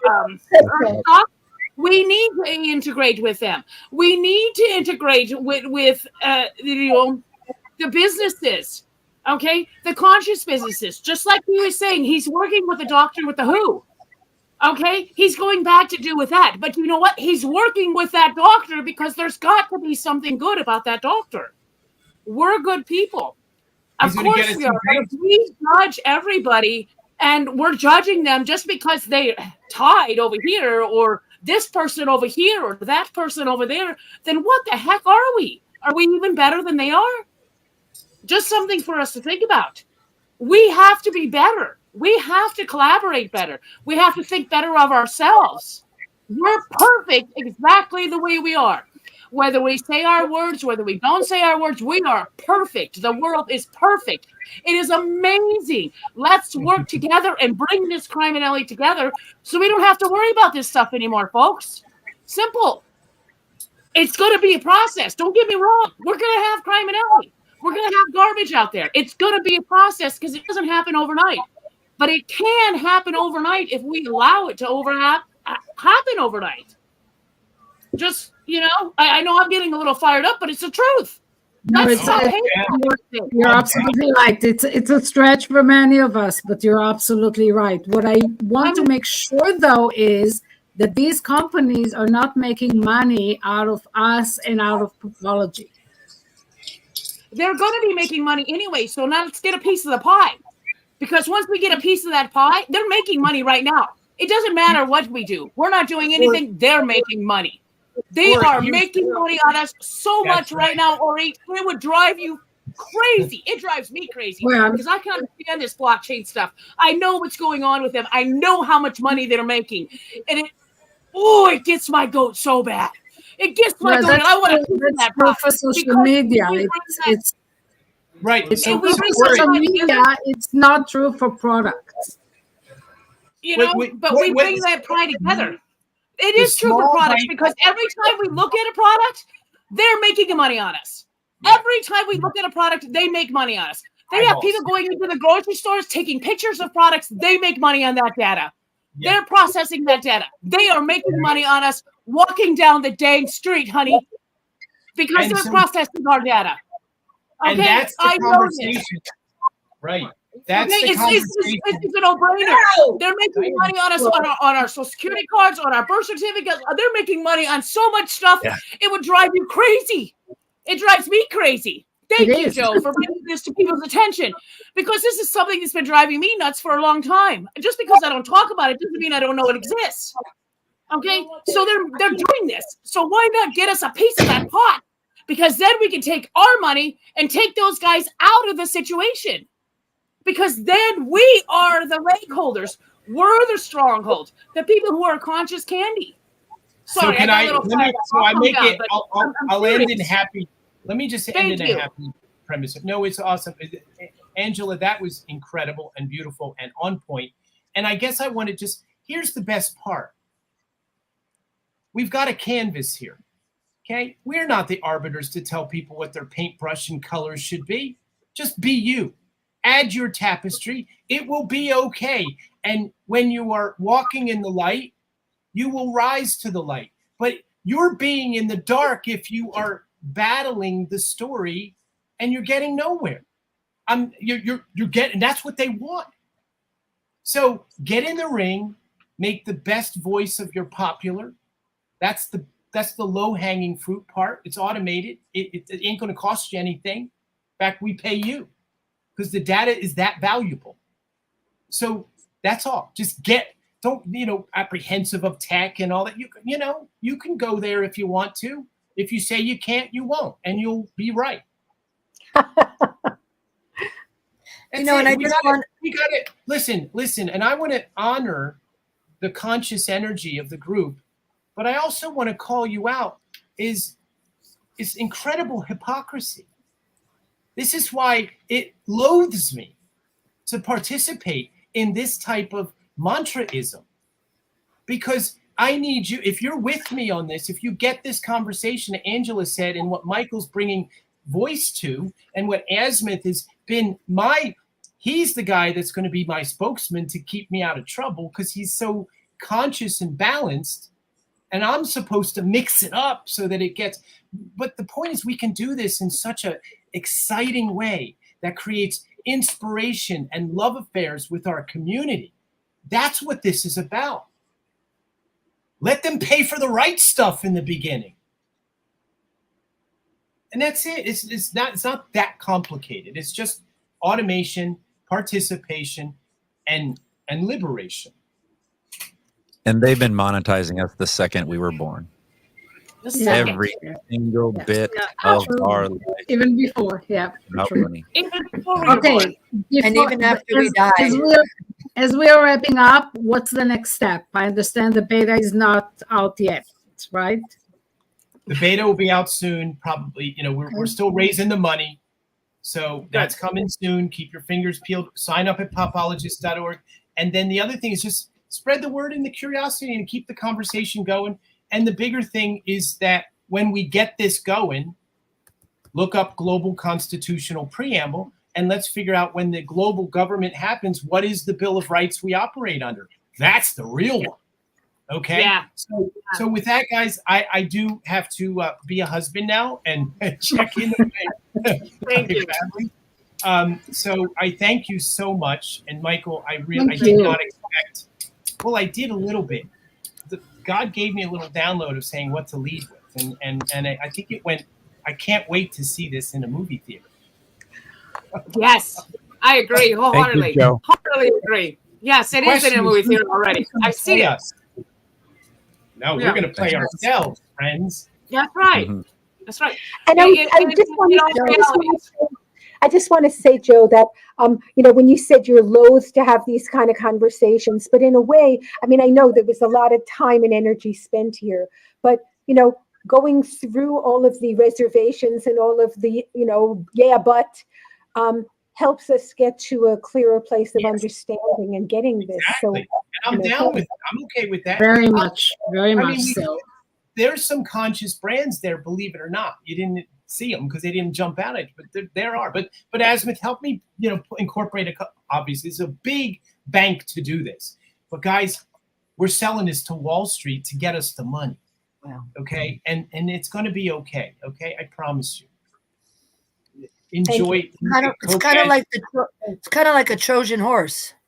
Oh, you got that. In fact, Yeah. our Yeah, presenter exactly. said this. This is a Trojan horse, and it's a good one. It's not malevolent. It's good. It's going to, and let it be what it turns out to be, and we'll all charge it. And there's a lot of pie in Popology, a lot of pie. If Facebook had the team of this in the first launch and it caused all this, issues in the dorm room, we're set, okay? Because that's what this is. So anyhow, Michael, thank you so much. Mankinder.net for sure. Thank you, Joe. Thank you for Joe. your vision, your diligence. I would never passion. Brand. Ever. Thank you for your warriorness. Right? What's that about? Thank you, brother. Yeah, exactly. Much appreciated. Yes. Good to have you, Joe. All right. We shall continue. Amazing. Yes, let's Yes, be in very touch. amazing. Popologist.org, Yes, and we'll be connected. Thank you so much. It means Do a you lot. want us to be in touch with you any particular way? You have an email or anything? Any way you want. Yes, I'm pretty public. Oh, on your For site now. you can. Yes. Okay. Website, email, Facebook, anywhere. Yeah. Okay. Yeah. For asking it. I've been on the back of a milk carton for a short while, but then I was found. So. Yeah, me too. Hey. All right, guys. Thanks a lot. Thanks, Joe. Best to the wife. Yes, thank you. All You right. guys do vacation on the way out? Yeah, it's late. It's crazy. So yeah. I want to address Aza briefly because she does have a very significant concern, and I want to make sure that you got my text message, dear heart, regarding your mortgage. So, did you catch my recommendation? You know what? I texted you and asked you to send it to my other phone, and you didn't. So I didn't. Oh get a yes, chance. and I did. Oh, you did. Oh, okay. Yeah. The last time I checked, I didn't see, so I didn't get to check it yet. I will. Dang it. Okay. What did you make want? absolutely certain? Where'd the other one go? Oh, this one. Regarding your mortgage, see Richard Mendez. Yeah, because he worked with Jackie. Yeah, I sent it to both. Okay. Yeah. I had a kind of And crazy day again, so. Yeah, it's all good. But if he doesn't respond to you quickly, please let me know, because this is very time sensitive, and I will, contact him through other people because we have lots of mutual connections. This is 3 years. 3 years ago, I should have followed up with Richard Mendez. I honestly, spending time communicating with Salam and Guy was probably a complete waste of time by comparison, because he's actually, the more serious collaborator, which is kind of obvious. You think about it. You just look at the video that's on the front of his webpage where he and Jackie are talking to Jerry Day, and they're talking about how they keep people in their homes even after the foreclosure process has begun. So Can you maybe have a private conversation so we can close up here? Would that be okay? Can I do what? If you have a private conversation with Asa, so we can sort of close up and. I want to just say something to the group before we close. Oh, okay. Okay. You remember? I don't remember who was here last Friday on the call. I know Orit was. I think Angela. Were you all here last Friday? I wasn't. You weren't, Joyce, but you, Angela, and Orit and Michael were. So I want to thank you guys because I had a miracle after our session together. I want to thank you for your prayers. They were amazing because I think I said this to you. The GPS actually tracked my purse to a specific apartment number in a huge building complex. So and people were like, I've never even heard that ever happening. So I don't know what that was, but and then Orit, I think it was you that said, don't go alone. Was it you, Orit, that said, don't go alone? Yeah, I think we all said that. No, you Yeah, I said, no, think so. one person specifically said it. I think it was you, Ari. And I'm like so grateful to you for that, because I was planning to be like this macho woman and go there and get my wallet by myself. And then I said, nope, after you said that. And I went and talked to my son in the morning. I said, let's go early. And my son and his girlfriend were like detective squad. It was amazing. They were following it and they're like, it's tracking, it's going over here. Now it's going over here. And then we found it. We had to drive to New Jersey from New York City. It's like a good hour drive. And then we found it was between these two buildings. And then one of the buildings had a door open. So we went in there. We couldn't tell anything. So we came out, and then a man came in and went into this apartment. We said, maybe, because we saw the phone was somewhere, because he was tracking my phone that was in my purse.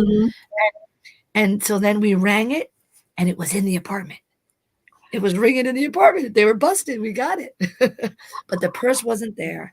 And the brother of the guy who brought the phone in, because it was in a plastic bag, everything removed, and getting ready to sell. And he said, my drunk, he speaks Spanish, and my son's girlfriend speaks fluent Spanish. She's from Dominican Republic. So she was talking to him, and they figured it all out. And she said, if you don't give us our stuff, we're calling the police, because you've been busted. So he went and got his brother. And just like Michael said to me that he wants, hold on one second. Nigel, are you here? You here? Okay. Okay. Sorry. Okay. I'm coming right now. And then, I'm just telling the story about what happened. I'll be right there. And then, Nigel, I'll be right there. Okay. Anyway, I'm sorry. That's the son who helped me. Anyway. And so basically Michael said to me, somebody's going to give this to you. I pray that somebody's going to be willingly giving you back the wallet. And the drunk guy basically handed here. Okay, I got to go. Love you guys. Bye. So thank you, Aza. Beautiful work. Wow. Yep. Yeah. Good meeting you. Good work, Lola. Thank you, Aza. And that's almost reinforces what Joe said, because he said that we are responsible for all the bad things that happen in the world, and he's right. We allowed it at the minimum, if not funded it, with our stupidity. And our parents didn't teach us otherwise. Most of us, until we learned. Yeah, exactly. No, we can't sit there and say, I'm guilty. No, that's not going to lead us anywhere. But acknowledging it is a huge step in the right direction. And forgiving ourselves, even before we forgive anyone else. That's right. Yeah. Yeah, but there's even a little more detail to Aza's story, and it's really magic manifestation. And the reason why I was telling her about the mortgage issue with all of you listening is to let you know that we do have resources. And as far as, tapping into money and there's big money to be achieved, because the money that has been stolen from us is huge. Compared to advertising revenues, no offense, I think Joe's platform has a great deal of potential, but there's also other stuff, and I'm not talking about white hats and Nasara Jasara, but as far as what Aza has been communicating with the New York State Assembly and what Nastasia has been communicating with her research, we're getting really close, guys, to stuff that has been only mythical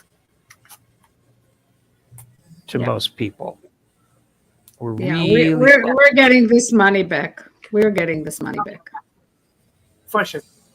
Yeah. For sure. Yeah. Yeah. Definitely. So if anybody has a mortgage issue, had I been introduced to Jackie Fig a week earlier, I would still have my home. Mm-hmm. So I'm trying to help Aza not going to continue talking. I did. I thought you were going to do like an invocation for us to all hang up together, but if you're going to stay on, I'll just say good night. Thank you very much. Sure, no, go for it. Go for it. Whoever wants to. I'm not expert at that. No. I don't mean that. if you wanted to spend more time talking, I'm really feeling like I need to go. So I didn't know what I think the best. I could a sing a closing song. thing you do I could sing together. a song to close us. Or whether I think the best way to end our meetings is by everyone just in like 5 words expressing gratitude. Just do a gratitude circle. What are you grateful for? That's it. Simple and quick. Well, I'm very grateful that I was here tonight and got to experience this and all of you in this beautiful group energy. Angela? Oh, I am grateful for so many things. I have a huge list, but I'm just grateful to be able to be here tonight with you guys and to share my words with everyone and my perspectives. And thank you. Share your wisdom, right? Yeah, my wisdom, yes. And thank you, Joyce, for your amazing invocation too, by the way. Thank you. Oh, thank you. Yeah. No, Anytime. thank you. I really needed it. I was running around crazily and I needed to just Me too. before I could do anything else. So I needed that. So thank you. Yeah, it's Who's next? Azza?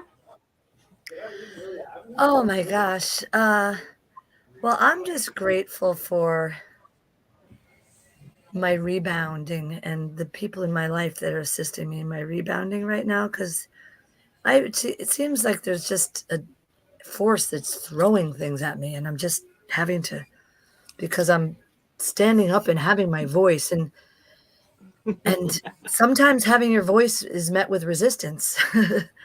And that's what I was also wanting to talk about. So many things I wanted to say to him, but it was hard because there was so much stuff going on. But I'm just grateful definitely grateful for you guys for helping me last Friday. You're all my angels. I'm so grateful for you. I wish I had you every night. This week I had a whole thing. Where my tenant called the police and I didn't let him in the house, and they bum rushed me and tackled me down to the ground and arrested me and brought me to a hospital and tried to commit me, and I ran out of the hospital. So I've been having thing after thing happen. It's been a crazy last few weeks. So I'm just grateful for the love. Thank you. You always have it. Thank you. I am myself super grateful that Joe was on the call tonight. I didn't even know he was coming on, so I had talked to him about it, but that was a lot of fun. And thank you. Very thankful for everybody humoring him. He does have an intense energy, and it comes out that, well, he has a lot of passion, and it comes out as a very intense energy. And also having to educate people on a lot of new stuff isn't the easiest thing. Beyond that, I'm thankful for all of you continuing to do what you do and be beautiful as you are. And I'm thankful for being on day 7 of my fast right now. And I'm going to go for another 5 days, I think. So it's been good. Congratulations. The first low parts and feeling energy and getting up earlier again. So it's good. Nice. Juice or water? Beautiful. Yeah. Juice fast or water fast?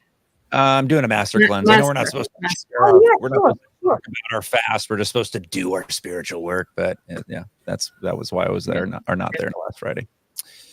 Sure. Michael, you want to go now or you want to end? I'll just say thank you. You are making my dreams and plans finally come true, come close. This finally feels good, feels like a little faux family that I've been looking for decades. So thank you. I could not do this myself. I could not be talking to Earthstock. I could not be doing anything, Chris Toussaint wouldn't have had business cards at Exit and Build Land Summit. All the stuff that's happening and still percolating, and there's an awful lot more in development that I'm still working on. None of this would have happened without this particular magic of you hearing this. So thanks a lot. Thanks, brother. Sweet dreams, everybody. I'm grateful for the opportunity to contribute as a mankinder. So thank you, Michael, for creating this platform and for pushing forward and for not giving up. Joyce, I'm really grateful for the opening prayer that you did. That it was really beautiful. Asmith, thank you for being the filter, because I was serious. You're my filter. If you're out, I'm out. If you're in, I will consider it. I will not deal with any bullshit. I just won't. I mean, Joe's I one of know. my dear friends. That's why. and That's why. Exactly. I want to be involved to help protect people and make sure that there's no bogus stuff going on that we've seen with every other platform on this planet. Awesome. And I will, as I said, I will walk away very quickly, and I will be very, very loud about it. Good. Why this? Good. Why something I not count on trusted it. anymore? Yeah. Love it. Azza, thank you for your wisdom. Thank you for your beautiful questions that brought a lot of clarity. Angela, thank you for the chaparral, because I think it's working. So thank you, thank you, thank you. And I'm grateful for the opportunity of rethinking my stances. Because, I have to rethink things now. Yep. So thank you. I'm grateful for that. Welcome. Everything can use a little reshaping. We're all improving every day, right? Yeah, we're learning every day. Every day. Yes. Yes. Angela, your spiel was brilliant. And that's what made the shift for me. It's like, yeah, she's right. Yeah. Yeah, you summed it up really well. Yeah.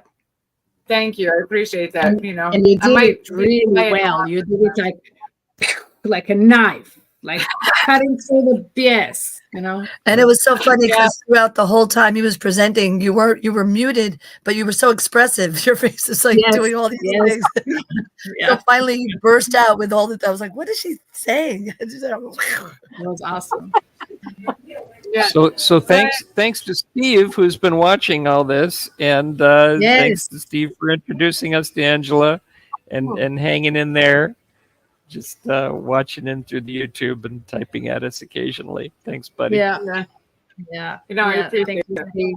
I do. I appreciate that. All right. Just so you guys really quickly, I talked to Tony Solomon. I don't know if you guys read my chat. He is a business associate and a friend of mine. And I was speaking to you about the English language. This man has researched these things. And I spoke with him, and he's so busy right now getting ready to deliver 300 teepees. But the first part of July, he wants to come speak on with us. He's going to come. So I'm very, very excited about that. And he can talk to us about teepees too. But so I'm very excited, and we'll coordinate with him, and I'll coordinate some more with him.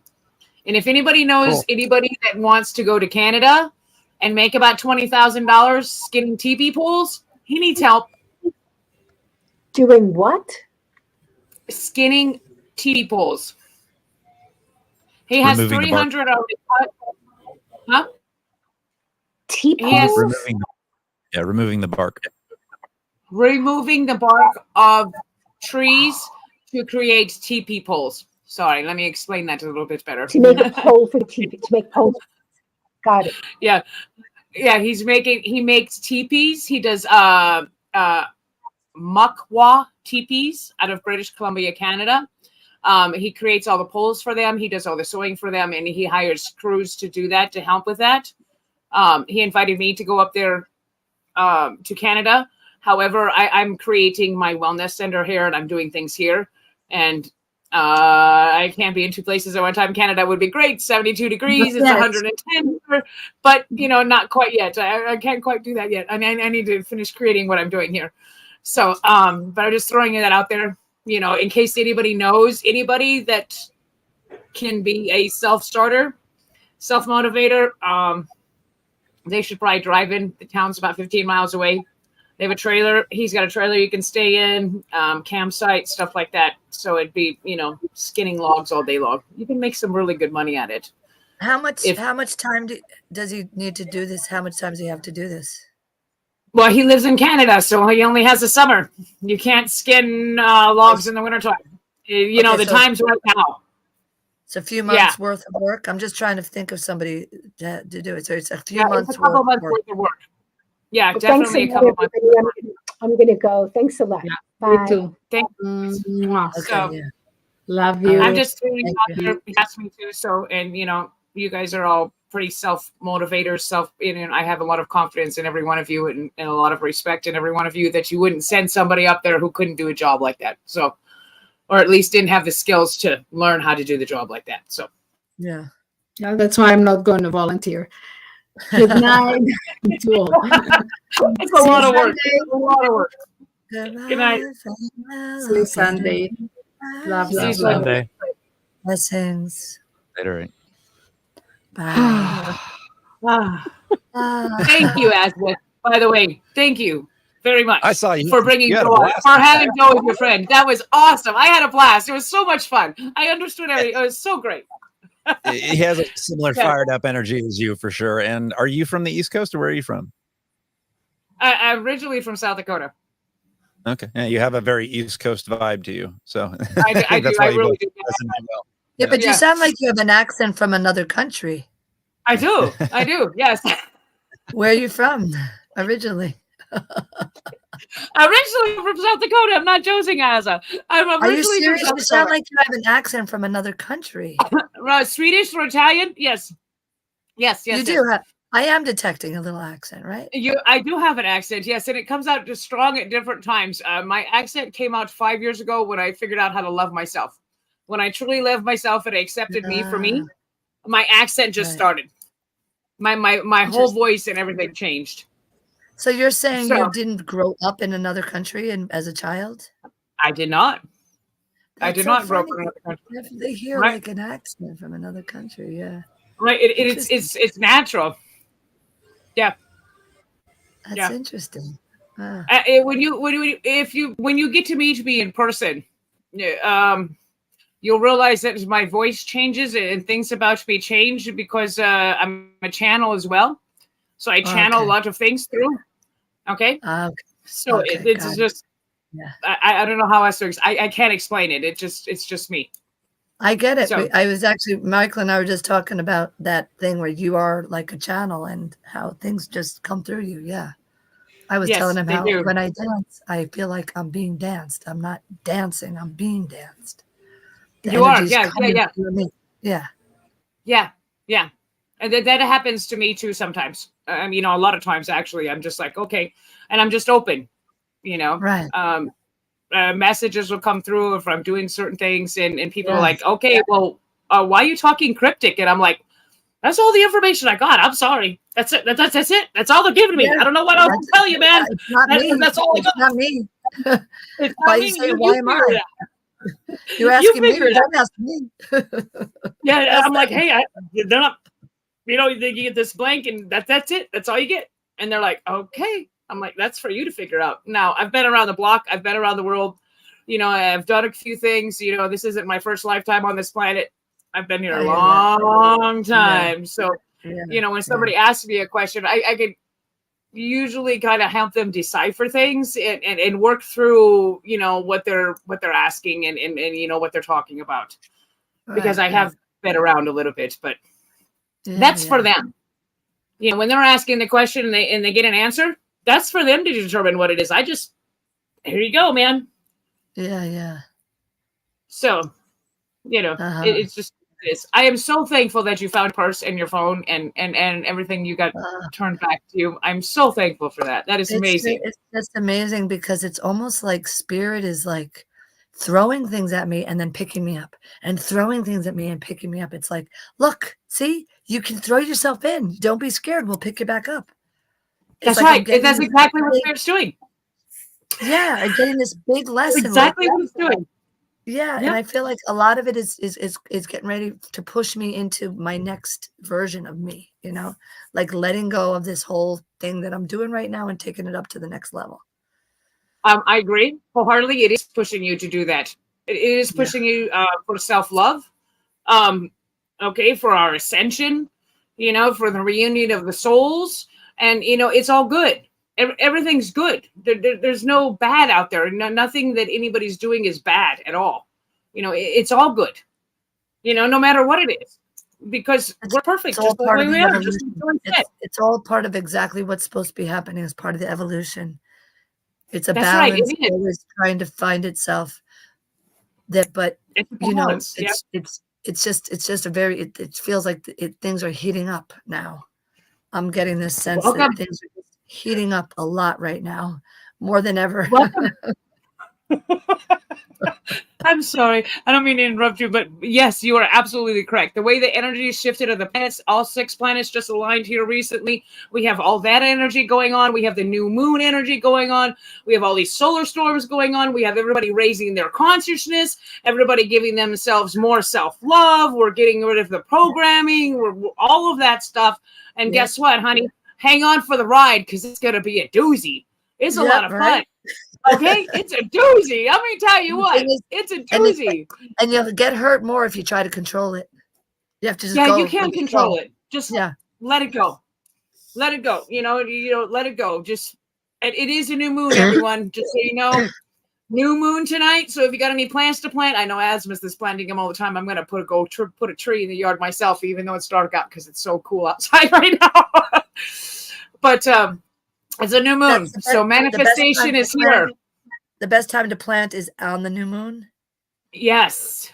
If you want to plant your seeds and things like that, you want to do it on the new moon, because that's the new growth, the new beginnings, the new, you don't want to do it on the full moon, because it's already, it's full, you want to do it on the new moon so that we have the new growth, new seeds, it can lift it up. Yeah. Right. Yeah. It's a whole new beginning. I was going to go to get some compost from this compost event tomorrow and start seeding. So this is perfect timing. Thank you for sharing that. And plant your money trees at the same time. When you plant your seeds, put your money in there and let it grow. Yes, ma'am. Your money seeds, money tree seeds. Money tree seeds. Yes. Everybody says, "Oh, how are you going to get a money tree?" Easy. When you plant your seeds, you put your intention. As that plant grows, your money grows. You can stick a couple coins in your dirt if you want to too, but you put your intention. As that plant grows, your money grows. So guess what? If you plant something like I do with bell peppers and stuff I like to eat all the time, guess what? That plant grows, the bell pepper grows. You pick that bell pepper, you harvest the seeds from that bell pepper for the next year. You eat the bell pepper, and guess what? I can guarantee your money's going to grow. Your wallet's going to grow. You're going to create more abundance by just doing that. Right. So, that's a simple thing that you can do, that everyone can do. Yeah. Simple. Thank you for sharing that. Yeah. Listen, guys, new moon, simple energy. Huh? I said new moon, simple energy. Yes, I love it. Thank you. So may the circle be open but unbroken. May the love of the goddess be ever in your heart. Merry meet and merry part, and merry meet again. Beautiful. Yes. Thank you, Azu. Good night, all. See you soon. Pleasure. Good night. And Asma, thanks for the logos. And everybody wish me, pray for me to be more productive, more prolific, get more shit done. Oh my God. Ditto. I gotta send in my proposal to Earthstock tomorrow. They're battening down the hatches, and we'll see where this all goes. I'm excited. I'm excited. I'm excited for you. I am. I know it's a lot of extra pressure, a lot of work, but I'm excited for you. It's going to be amazing. Yeah. And for the group. It's beautiful. Yeah, it's great for the mankind and you personally. Yeah. It's always got to be both. Thank you. Yeah, you'd be okay. You need a hot tub, Michael, and a good massage. It's right over there. I just haven't had time today. Get her done. Cheers. Cheers. Buonanotte. Buonanotte.